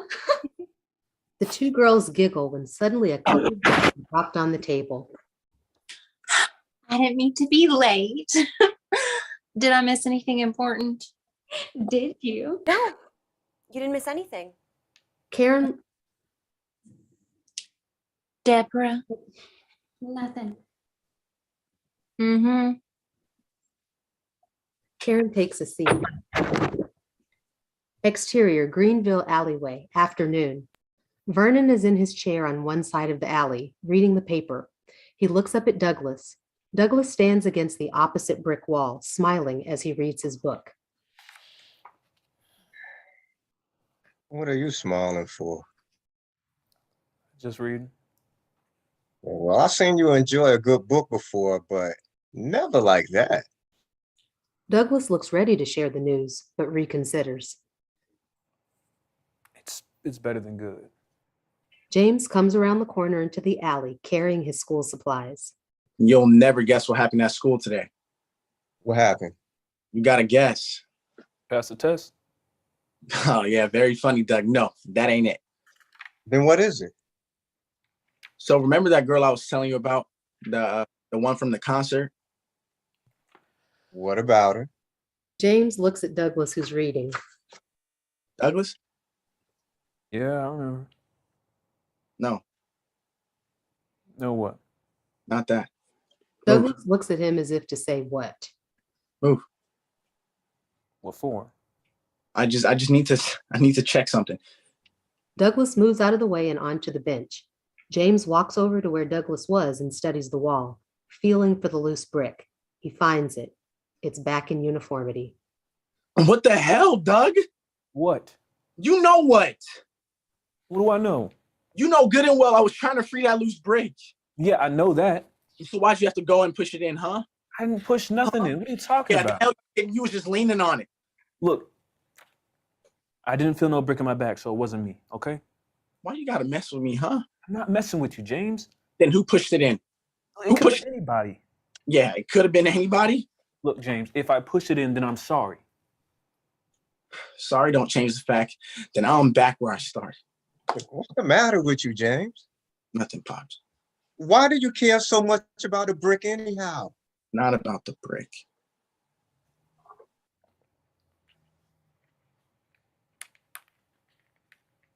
It's not about the brick. Oh, then what is it about? It don't matter. James walks out of the alley. James. Douglas follows. Exterior, Greenville sidewalk, moments later. Douglas is following James down the sidewalk. James, what are you doing? James, turn What? right up. What are you doing? What, Doug? Where are you even going? I don't know. Look at you. You don't even know where you're going. No, that's funny. I mean, yeah, a little bit. Glad I make you laugh. All right. Hold up a minute. James turns around. What? All of this over a brick, really? Like I just said, it ain't about being a brick. Explain it to me then. You know how much time it took me to loosen that brick, or how many pencils I broke? I was really making way too until you had to push it back in. Look, I apologize. Okay, James? I didn't notice I pushed it in, honest. It ain't a big deal. You sure acting like it is. I am acting foolish, huh? Well, now I know why. Yeah? Tell you what, when we get back, I'll help you pull that brick out of that wall when I'm not shining shoes. Okay? All right. James turns back toward the alley and bumps into a person passing by. Sorry, sir. My apologies. Sometimes he doesn't watch where he's going and he's clumsy. Douglas looks up at the person. It's Rex. He looks directly at James. Watch where you're walking, you little spook. Excuse me? You got something to say? He already apologized. There's no need to say what you did. You tell me what I should say? Douglas and Rex make prolonged eye contact. No, sir. All right, come on, Doug. James moves Douglas by pulling his arm. Wait a minute. What's your name? Don't concern you. Douglas and James continue walking as Rex watches. Exterior, Greenville alleyway, afternoon. Douglas is shining a man's shoes. He is as full of life as he normally is. Vernon is on the bench behind him. He wraps a rag around 2 fingers and with the other hand reaches into the box next to him. Now here's a little secret. If you're working with the black shoe, then the wax gotta be blue. You won't see the tint, but you will see the shine. He taps into the blue wax and applies it to the black shoe. And keep the wax away from the vent. Now, give it a good buff, but make sure the rag is damp, because if not, your shoe's gonna crack. He buffs side to side across the vamp. And you might not pay so much attention to the heel, but still, give that a shine too.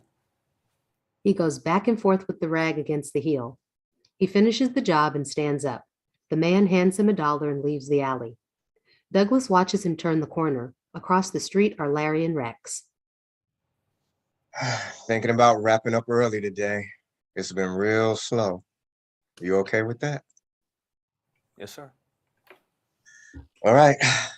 I'm going to pull a truck around. Douglas watches Vernon walk down the alley. No Larry and Rex.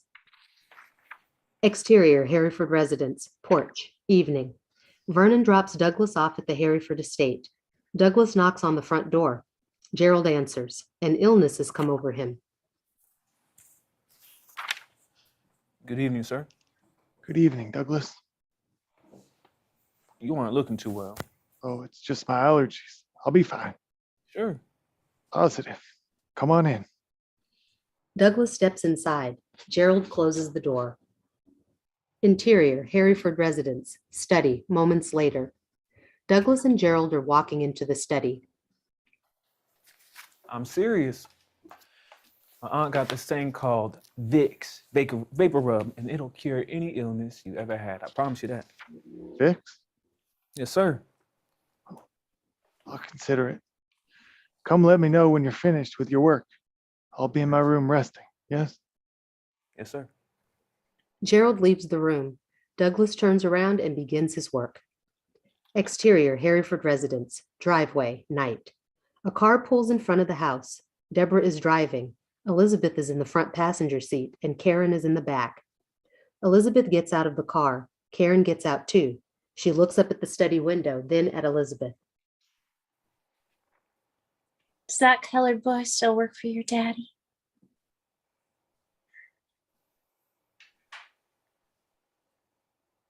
I think so.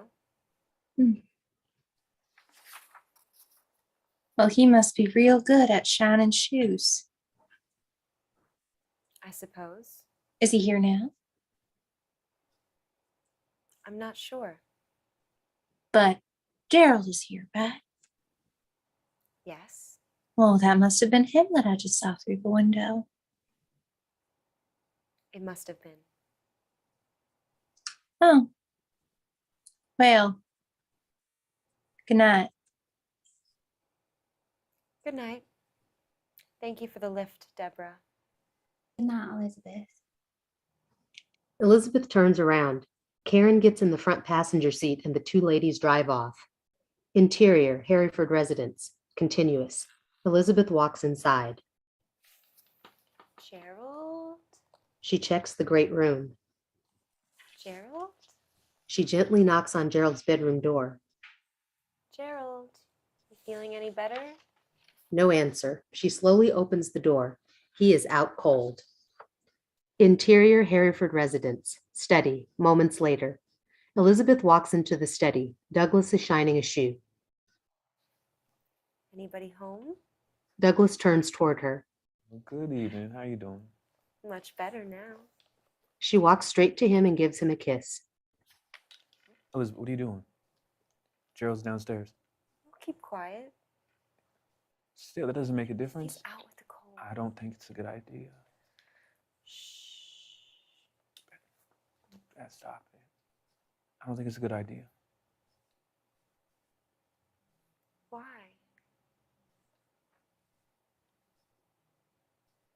Gerald's downstairs. They both look up at the clock. It's 8 p.m. They look back at each other. It's time for me to go. Gerald said to come wake him up when I was ready. So I'm just going to pack up and go wake him up. I'll be back on Tuesday. He gives her a peck. Elizabeth gets off of him and Douglas sits up. He begins gathering his things. He won't wake up. And how do you know? I just tried. Then we'll try again. No. Douglas stops. Beth, I really don't feel like walking home tonight. Then let me take you. No. See, now that's not a good idea. When did you start caring about good ideas? Good point. And maybe we can stop along the way and make ourselves a secret. And see, now you're talking crazy. What, you're not crazy about me anymore? You know I'm crazy about you. So why not? All right. But promise me you'll drop me off outside of town and I'll walk the rest of the way. That's fair. I'm serious. Okay. Exterior Harryford residence. Driveway, night. Elizabeth starts the car and stalls out. Are you sure you know how to drive? Don't be silly. Of course I know how to drive. Mm-hmm. It's the second time you stalled. And it probably won't be the last. The two laugh as she starts the car again and drives off successfully. Exterior Greenville. Driving, moments later. Douglas admires Elizabeth as she focuses on the empty road ahead. He places his hand on her thigh and she places her hand on his. Elizabeth looks at him and smiles. The perfect moment. They approach town. Elizabeth. Right here's good. Elizabeth continues driving. Beth. She doesn't stop. Elizabeth. Oh, stop your worrying. The roads are just about empty this late. If you want, hide, but I won't let you walk. You said so yourself. You don't feel like walking. Douglas puts his pride aside and jumps in the back to lay down on the floor. Exterior Greenville, town, continuous. Elizabeth is driving through town when she comes to a stop. A man begins walking across the street, but stops in front of the car. He looks at Elizabeth through the front windshield. It's Paul, male, white, 20s. Chase, would you read for Paul, please? Very small part that I did not cast. Or Jeremy? Yeah, 1 second.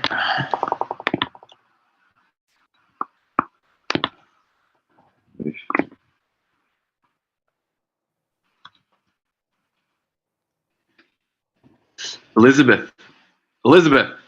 Paul walks to the side of the car. Hey, Paul. What are you doing cruising around this late? I could ask you the same. Oh, me? I just want some fresh air. Likewise. And what better way to do that in this beauty? Elizabeth smiles nervously. I hear this thing is a monster on the track, almost outsprints the Hudson. How does she drive? Good, I guess. Does it go as fast as they say? I don't know much about what they say. It's my daddy's, and he doesn't drive it too often himself. I see why. Your dad let you drive this around? Yes, but I really should be heading back. He isn't worried about you wrecking it? I suppose he isn't, but I really do need to be going. This car really is a looker. And she's got a bunch of room too, doesn't she? He glides his hand across the side of the car. Paul. He peeks into the back. Paul! Paul comes back to the front window. I should be going. His demeanor completely changes. You really should. I'll see you after break. Yeah, I'll see you then. You best leave now. Elizabeth stalls the car. You should go, Elizabeth. I'm trying, Paul. She stalls again. Elizabeth, Why are you rushing me? you need to leave right now. Suddenly, Larry and Rex rip open the back door and pull Douglas out of the car. Come here, boy. Elizabeth screams and tries to reach back. She turns back to open her door, but Paul is blocking it. I'm sorry, Elizabeth. Larry and Rex throw Douglas on the curb and beat him. They stomp on him as he grunts in pain.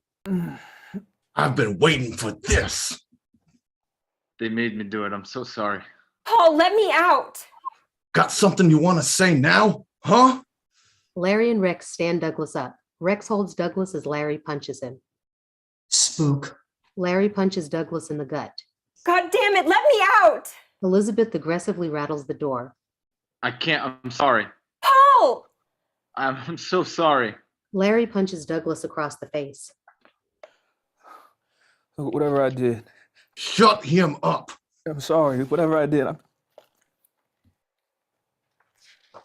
Larry punches him in the face again. Fuck you, Paul! She jumps into the passenger seat and gets out. Elizabeth grabs Larry's arm. He nudges her off. God damn it, Paul. You had one fucking job. Paul grabs her from behind and drags her away. Elizabeth breaks herself free from his hold and delivers a foot to the groin. Paul drops to the ground. Larry punches Douglas again. Douglas is out cold. Elizabeth jumps on Larry's back as he tries to shake her off. Get off me! Paul, come here. I don't want to. Get the fuck over here. Paul makes his way to Rex. Elizabeth continues to hang on to Larry's back. Paul holds Douglas's limp body as Rex delivers a blow to his gut. I said get the fuck off me! Larry tosses Elizabeth off of him. Rex holds Douglas's head in his hand. I'm done playing nice with you, nigga. Elizabeth steps back toward Larry as he backhands her across the face. Elizabeth falls to the ground and looks up at Larry's monstrous face with blurry vision. Larry has a moment of self-reflection. Rex, let's get out of here. He turns around to Rex, who's holding an open blade. What are you doing? He's still breathing. We talked about this. Rex tilts Douglas's head, exposing his neck. Rex, this wasn't part of the plan. Just like bleeding a pig. Rex presses the knife against Douglas's artery. God damn it! Rex, put the fucking knife down. Beat as Rex continues to stare at Douglas as he lowers the blade. Larry pulls Rex away and the two disappear around the corner. Paul gently lays Douglas's body on the ground and runs off. Elizabeth crawls over to him. She scoops Douglas's head in her arms as she cries and screams for help. Interior, veterinarian office, night. Dr. Clay is tending to Douglas when Cheryl comes into the office. She sees Douglas through the window and begins to cry. She's hesitant to come in, but she does. Oh, Douglas, you poor baby. What happened to him, Dr. Clay? I don't know much, but a couple gentlemen say he was with a young lady when they found him. She refused to leave his side until he got medical attention. Do they know what happened? They don't. But from what I hear, this wasn't an accident. What do you say to that? The young lady he was with, she was white. How's he doing? Not looking too well, Vernon. James follows behind him, but stops outside the room. He's frightened at the sight of Douglas in that condition. Mama, is Douglas going to be all right? Cheryl hurries to the door so that James can't see any longer. Of course he is, baby. Dr. Clay says it's not as bad as it looks. She guides James away from the room. So he's going to be all right. Judging by his current condition, it's hard to tell. He's got a few broken ribs, but I can't determine whether or not he's bleeding internally. Why not, Dr. Clay? Let me remind you, this is a veterinarian's office. We don't have the proper equipment or medication, but we're doing all we can, so. Aren't there other doctors with the right equipment? None that'll help your boy. Not in this state. Well, can't we take him somewhere else? It's best that he lay still. So what do we do? I'll do all I can, and you pray for him. Exterior, Hereford Estate, morning. Elizabeth rests on both of her knees underneath the willow. She holds her hands together, head bowed with tears in her eyes. Interior, Hereford residence, great room, afternoon. Elizabeth walks into the house through the back. Mr. Hereford is sitting in the great room, having a drink. Elizabeth, She stops walking but won't look at him. you want to talk? She shakes her head. Will you listen? She remains in the same spot. Honey, this world we live in isn't always easy, and it certainly isn't forgiving. There are things that just aren't supposed to be, and they tend to be the things that we want most. I know it doesn't feel right, but this is the way of the world. So I just move on? Pretend everything that happened didn't? I know how you feel. She turns around. You don't have a clue. So don't tell me you know what it's like to be torn apart from someone over something so slight. Honey, I just need you. I can be there for him. And there's nothing I want more. Can't you see that? I don't care what people think. You love him, don't you? With everything that I am. And I'm tired of hiding it. You need to understand that his life is in jeopardy. And that's exactly why I need to be there for him. No, Just take me to him. I can't do that. Then tell me where he is and I'll go myself. You can't. And why not? You just can't, Elizabeth. You keep saying that, but you won't give me any reason. Because you are going to kill him. Elizabeth's confused eyes are flooded with tears. Exterior, Schaefer home, day, flashback, 1941. Ben and Domingo carry their duffel bags, seemingly walking past a large farmhouse. Whole lot of house. I'm willing to bet you only 3 people living there. Not a chance. I'll say about at least 7. Now let's go ask. You can't just walk up to these folks' land. Ben turns onto the property and approaches the house. Sure we can. You know the owner? Not too well. Then we should turn around. What for? Folks ain't always too friendly toward me. You know why? Oh, don't mind that. And why should I mind? Because I own this house. All the time. Ben looks at Domingo blankly. He turns back toward the house. It's really your house? Ben knocks on the door and turns toward Domingo. Oh, wait. Is there anything I should know about your wife or your little girl? Like what? I don't know. Does she like taffy? Oh, stop worrying so much. Just, I don't need to be so black. Ben laughs. Yes, Interior, Schaefer home, foyer, continuous. Flashback continued. Serious. Oh, relax. They're gonna love you. Alice opens the front door and cheers as she is immediately swooped up by Ben. She buries him in kisses. There's my woman. For the heavens, you look so good. Oh, you getting younger?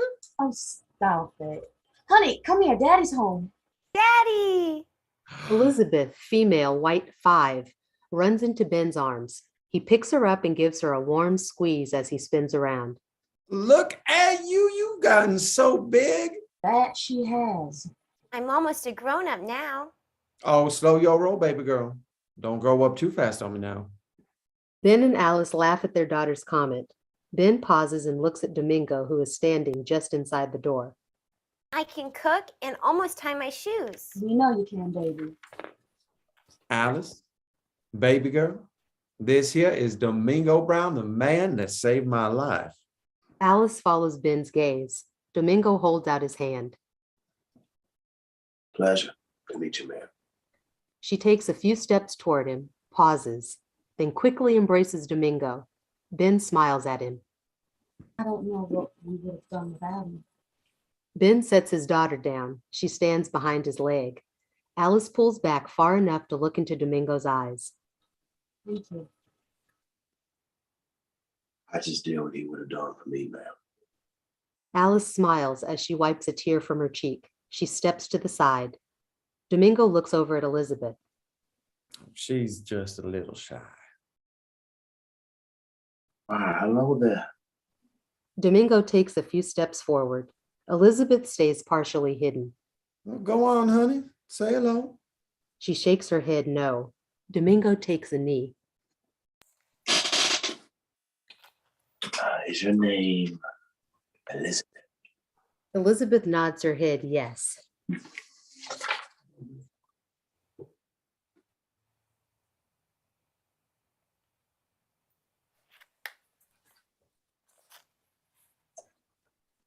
Well, it's a pleasure to be the darkness in the presence of the sun.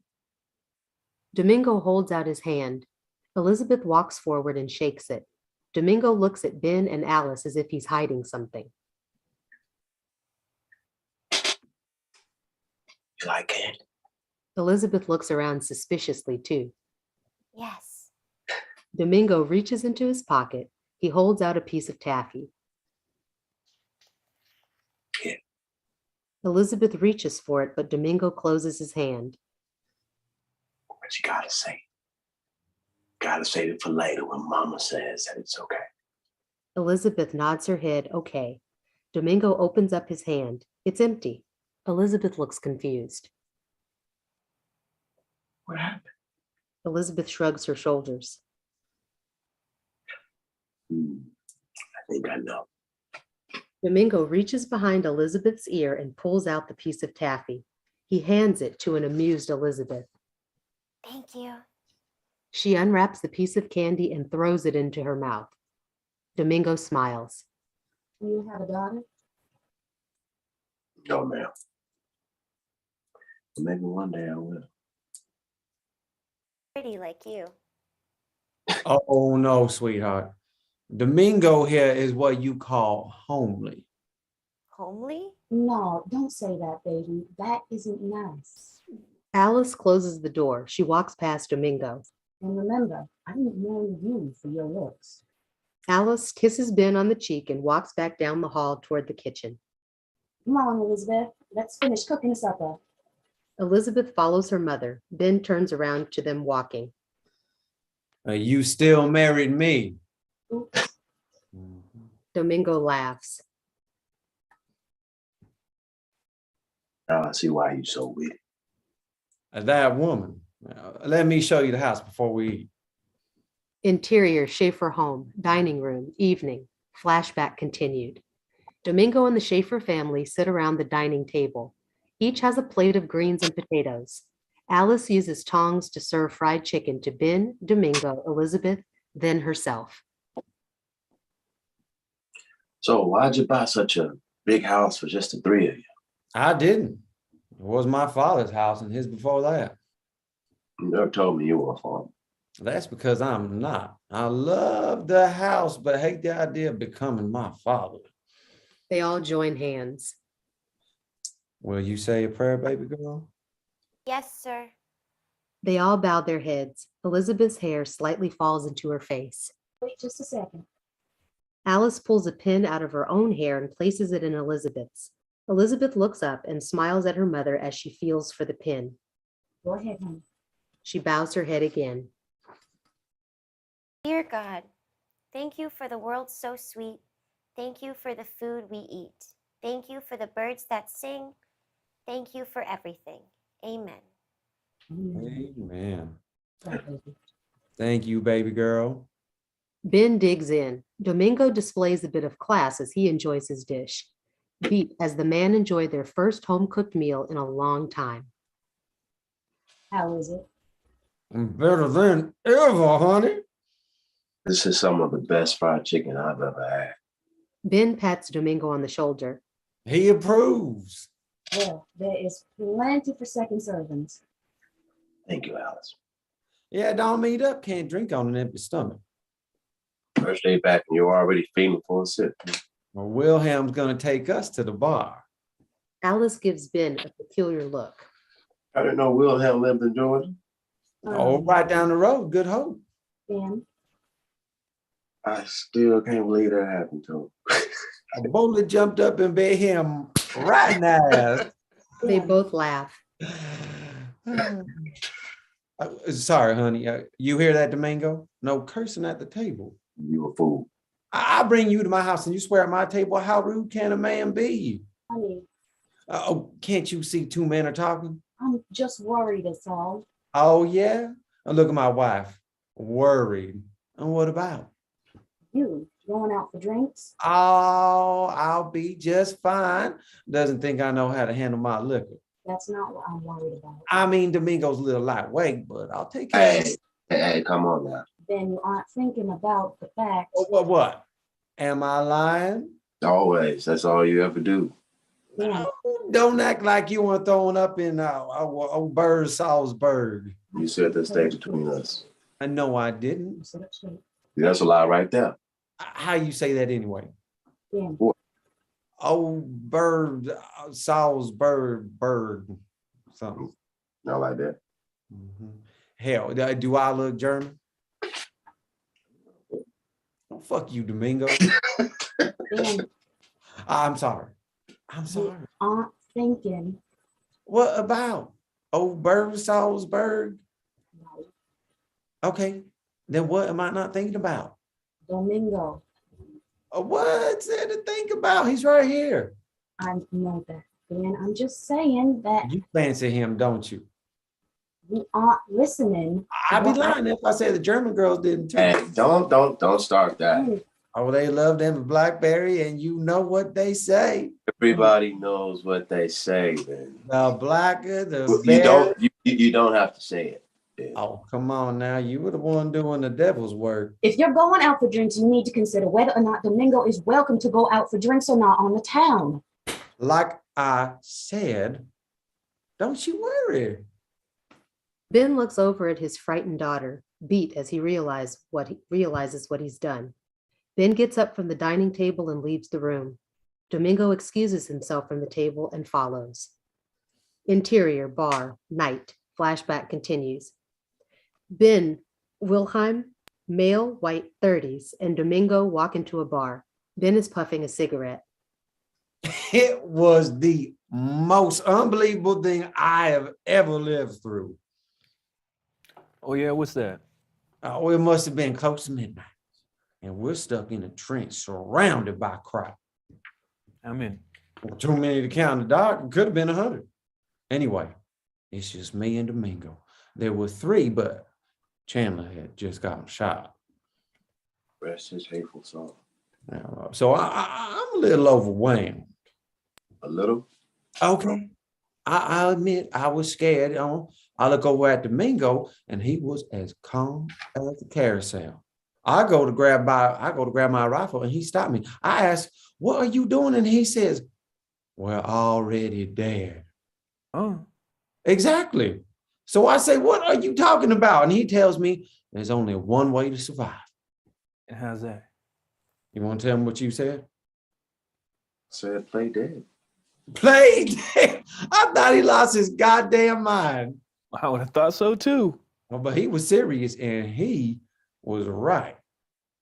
So you played dead. Yeah, we're here, aren't we? Yeah, I'll drink to that. And first round's on me. Bartender, male, white, 45, is at the opposite end of the bar, tending to a drunk customer. Excuse me. Can I get a few whiskeys down here? The bartender is still chatting with the drunk. Just a few soldiers looking to quench our thirst. The bartender turns around. Did someone say soldiers? Why, of course, I don't mind pouring a few. The bartender's demeanor changes entirely. I don't know if you're blind or stupid, but this is a whites only establishment. I apologize, sir. Domingo begins to turn as Ben grabs him. Oh, now, hold on. It's funny you say, because there ain't a sign anywhere outside. Looking around, I don't see one in here either. Well. Consider me the sign. I don't want your coon friend in my bar. Ben gives the bartender a long look. Come on, Ben, it ain't worth it.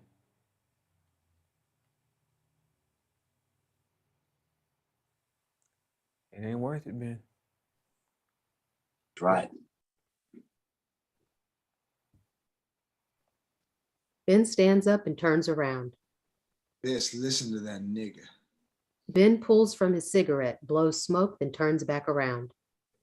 Ben. Know who this man is? I don't give a rat's ass who he is. Whether or not you care. While you sat in the security of this state, this man has laid his life on the line for the innocent women and children of this country and many others. Not only has he protected those who are grateful, but the ignorant bastards like yourself. This man is a hero, and you will treat him as such. I will treat that filthy nigger anyhow I see fit. The bartender spits at Domingo. In the blink of an eye, Ben pulls a revolver out of his pocket and aims it at the bartender. Wait a minute now, I don't want trouble. Then pour us a drink. The bartender grimaces as he pours drinks and pushes them across the bar. Ben looks down at 2 drinks and back up.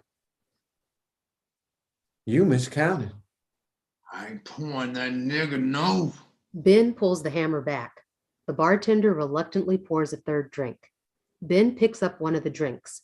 Wilhelm and Domingo follow suit. Being back home. They drink in silence and set their glasses on the bar. Interior, Schaefer home, guest bedroom, night, flashback continued. Bleak by Michael Vignola.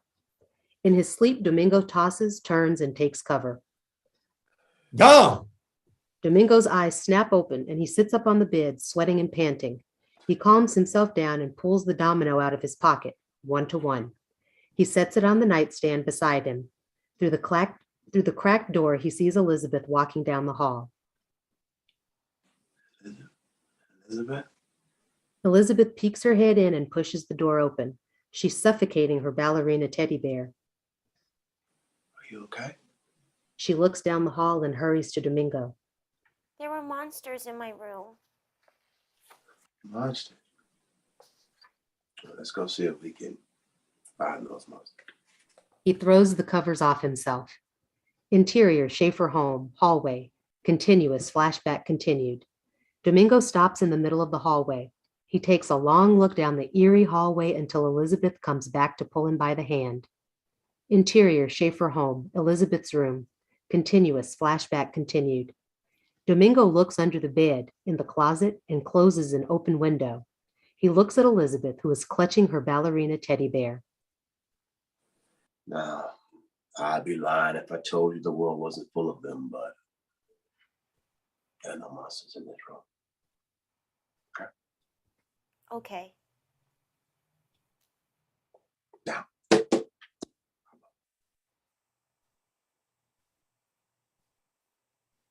He uses his hand to pat the foot of the bed. Elizabeth sets her teddy bear on the bed and climbs up. Domingo pulls the covers over her, tucking her and her teddy bear in. You see comfort in her sky blue eyes. Domingo smiles before turning to leave the room. Wait, Domingo turns back. where are you going? No, stay here, please.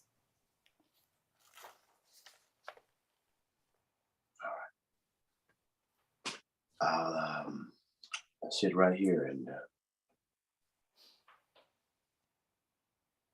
I'll make sure no monsters come to get you. Domingo sits on the ground, back against the foot of the bed, facing the door. Elizabeth smiles. Domingo crosses his arms and closes his eyes, letting his head rest against the bed. Elizabeth crawls to the end of the bed and stretches her arm out to rub Domingo's head. Your hair feels funny.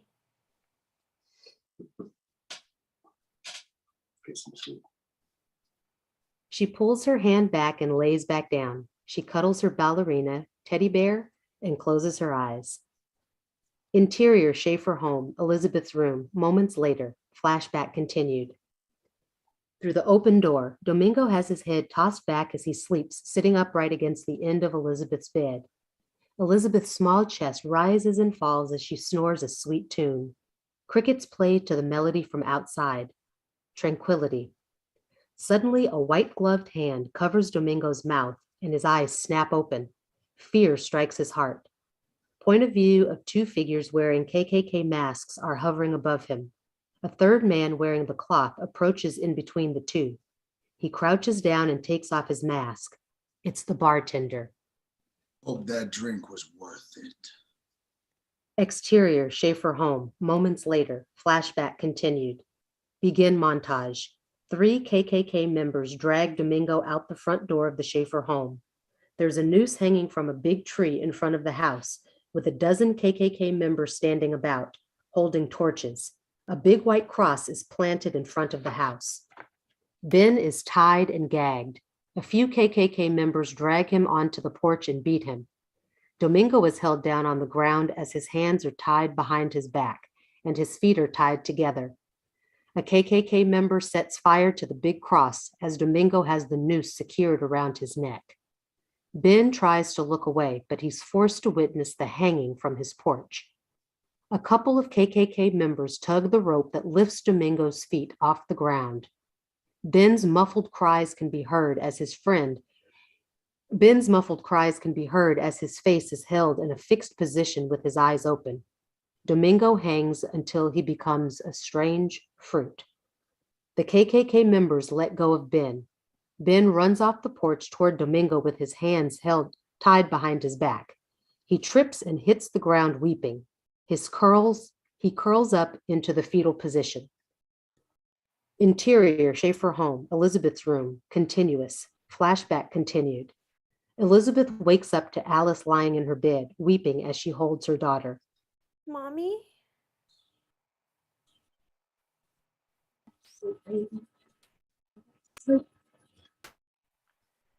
Are you okay, Mommy?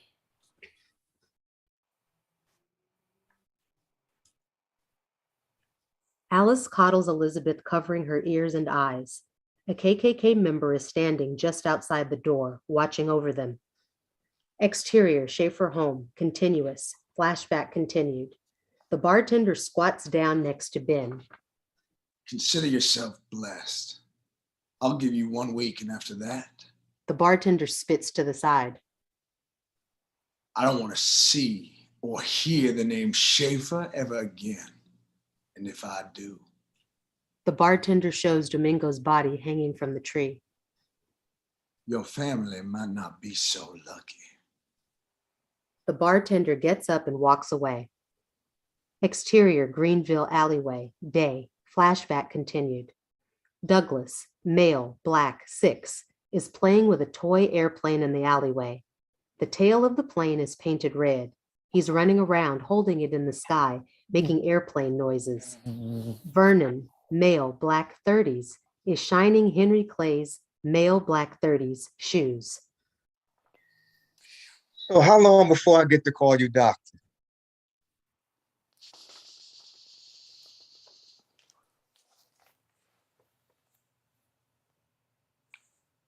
Oh, Henry is Dr. Clay, I think.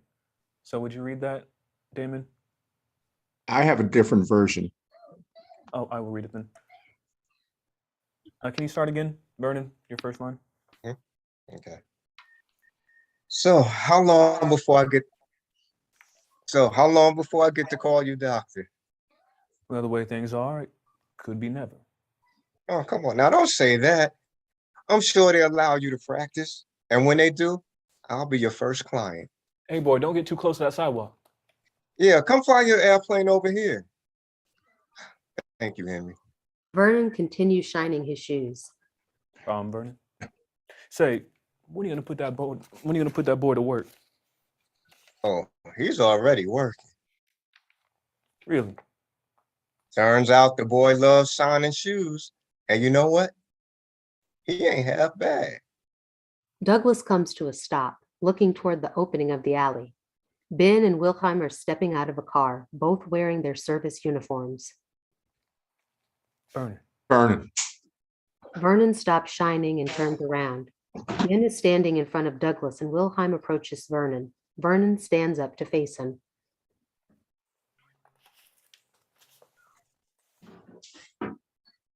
This is for you. Vernon slowly takes the envelope from Wilhelm and begins to open it up. Ben is kneeling in front of Douglas in the background. Wilhelm turns around and walks past Ben and Douglas, patting Douglas on the shoulder. Ben opens up his coat pocket and pulls something out. He places it in Douglas's hand. Ben has tears in his eyes. Douglas looks down in his hand. It's the domino, 1-to-1.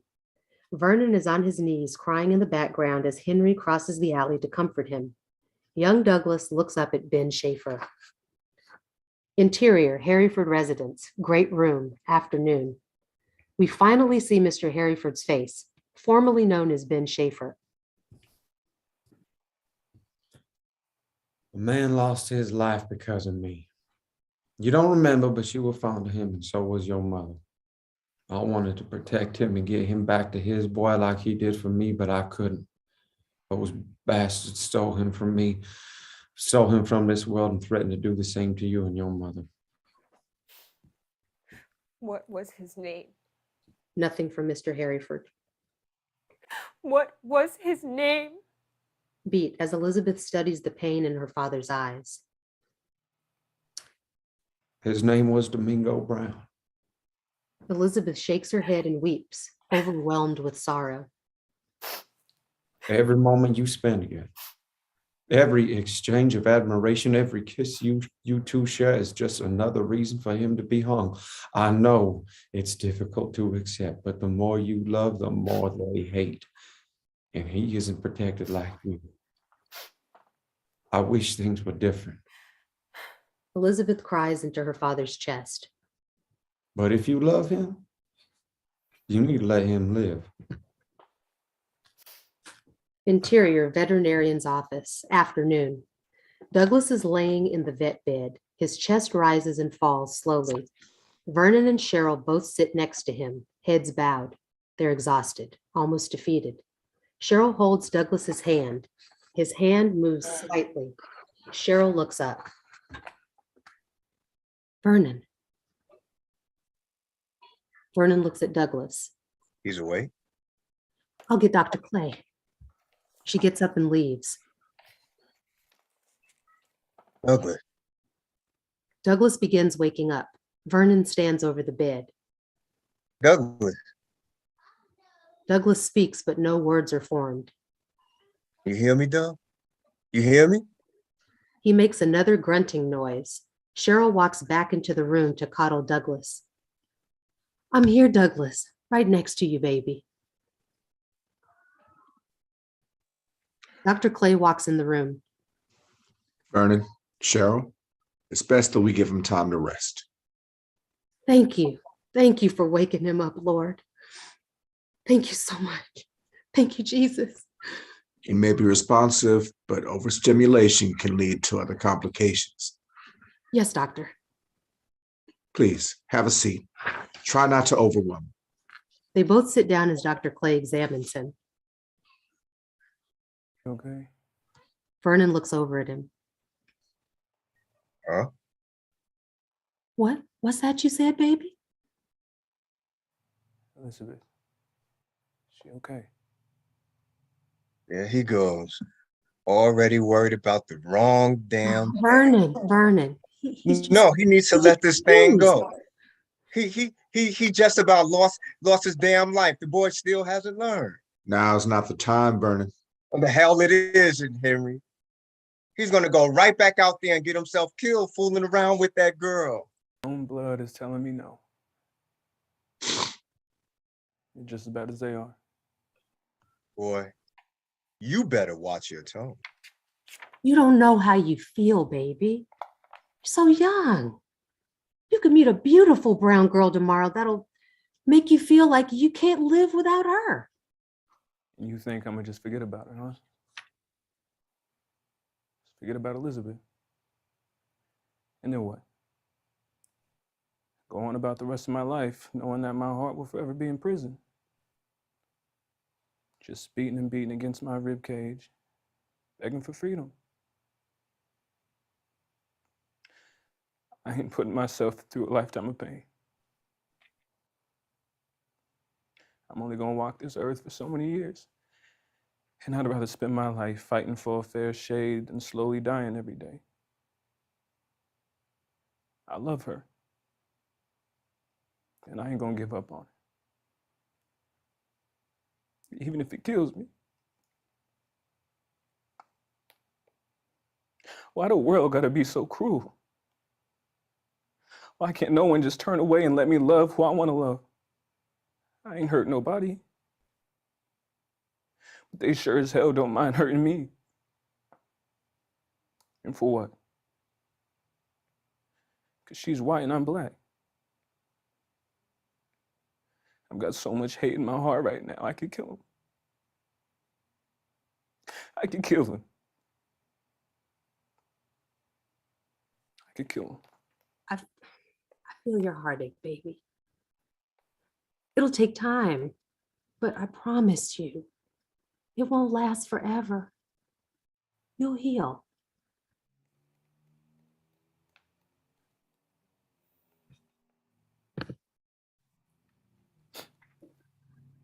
Exterior, Greenville alleyway, afternoon. The world is cold. Douglas is shining shoes when his discomfort becomes overwhelming. Excuse me. He stands up and walks over to Vernon, who is sitting on the bench. James is next to him, trying to free the brick. You mind taking over? Of course not. Vernon stands up. Thank you. Vernon walks over to the client. Douglas stands against the wall, carefully stretching his rib cage. He takes a seat and exhales deeply. He looks over to the end of the alley. The alleyway stretched to infinity. But there she stood, at the very end. It took me back to the day I first met her. Part of me wished that day didn't happen, but most of me wanted to live in that moment forever. Douglas stands up and smiles. Her blueberry eyes told me everything I needed to know. My sugar. She hurt just as bad as I did. Deborah walks to Elizabeth and hooks her arm to pull her away. Douglas sits back down. He looks over at James, who's still trying to free the brick. And I finally understood why freeing that brick meant so much to James. It wanted to be liberated. I knew because I was the brick. And the building was the cold world I was born into. Douglas stands up and takes over the effort. He yanks at the brick as his eyes flood with tears. Exterior, public library, back door, afternoon. Douglas knocks on the door. Mrs. Edison answers it. Hello, Douglas. Good afternoon, Mrs. Edison. I'm sorry for being late. Douglas holds out, and Both Were Young by Madeline Langley. Mrs. Edison takes the book. Are you okay? Yes, ma'am. I heard about what happened. Yeah, it's a shame what happened to that boy down in Money. I mean, he was just in the store. Oh, I'm not talking about that. I'm talking about you.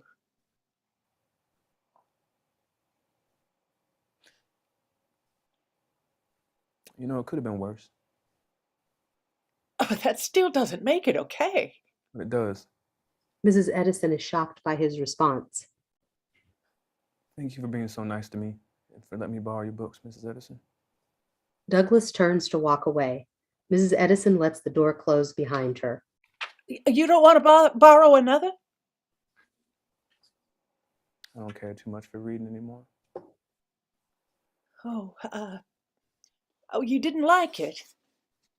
Douglas gives her a long look before lowering his gaze. Do you know what it's about?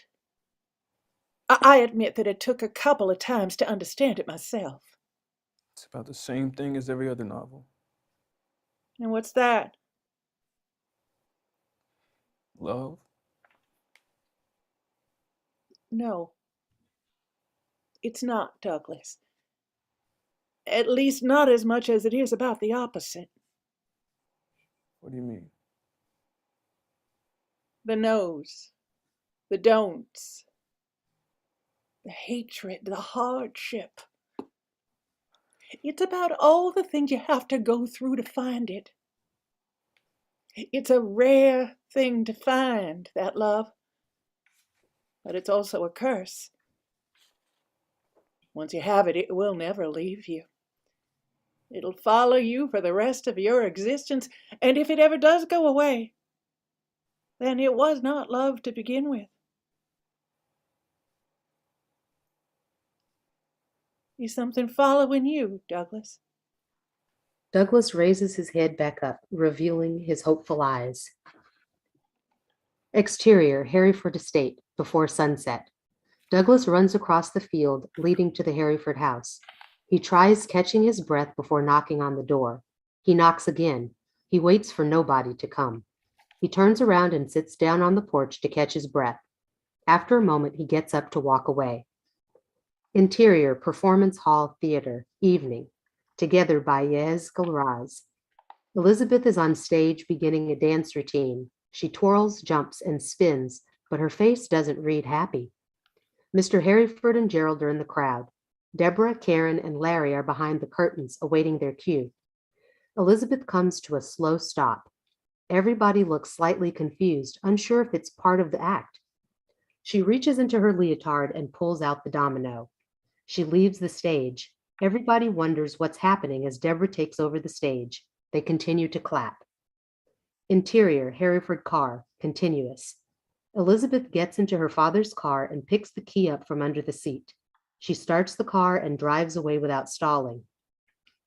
Elizabeth parks the car in front of the house and takes off running behind the estate. Exterior, Harryford Estate, continuous. She crosses the open field through the woods and comes to the willow. After a brief moment of nothing, Douglas steps out from behind the tree. Elizabeth turns around and steps toward him. You made me a promise. Did you mean it? Douglas steps toward her. Every word. No matter what? He takes her by the hand. No matter what. The two lean in and they solidify their inaudible vow. Fade out. Too Much by Michael Vignola. The end. Okay, wow. I'm not sure how to end this thing. Wow. Yeah, let's give it up for the talent. Great performing. Even though it's a table read, you guys are phenomenal. So thank you, really. And thank you all for where am I at? I'm here. Okay. And those of you who are viewing, thank you for tuning in. I would love to hear some feedback. So if you would just like blow it up, comments, whatever. If you do want to know about any of our talents, just be sure to mention that. Yeah, follow them. They're all great. I mean, they all went through a casting process and just for a table read on their own accord. So really, I'm grateful for you guys having done that. And I will be working with a lot of you. Anyway, thank you for watching. I'm not sure how to close this thing out, so I'm rambling. Would you like to see some improv? I could do some of that. Anyway, thank you all. Have a wonderful night. Bye. I should really practice that.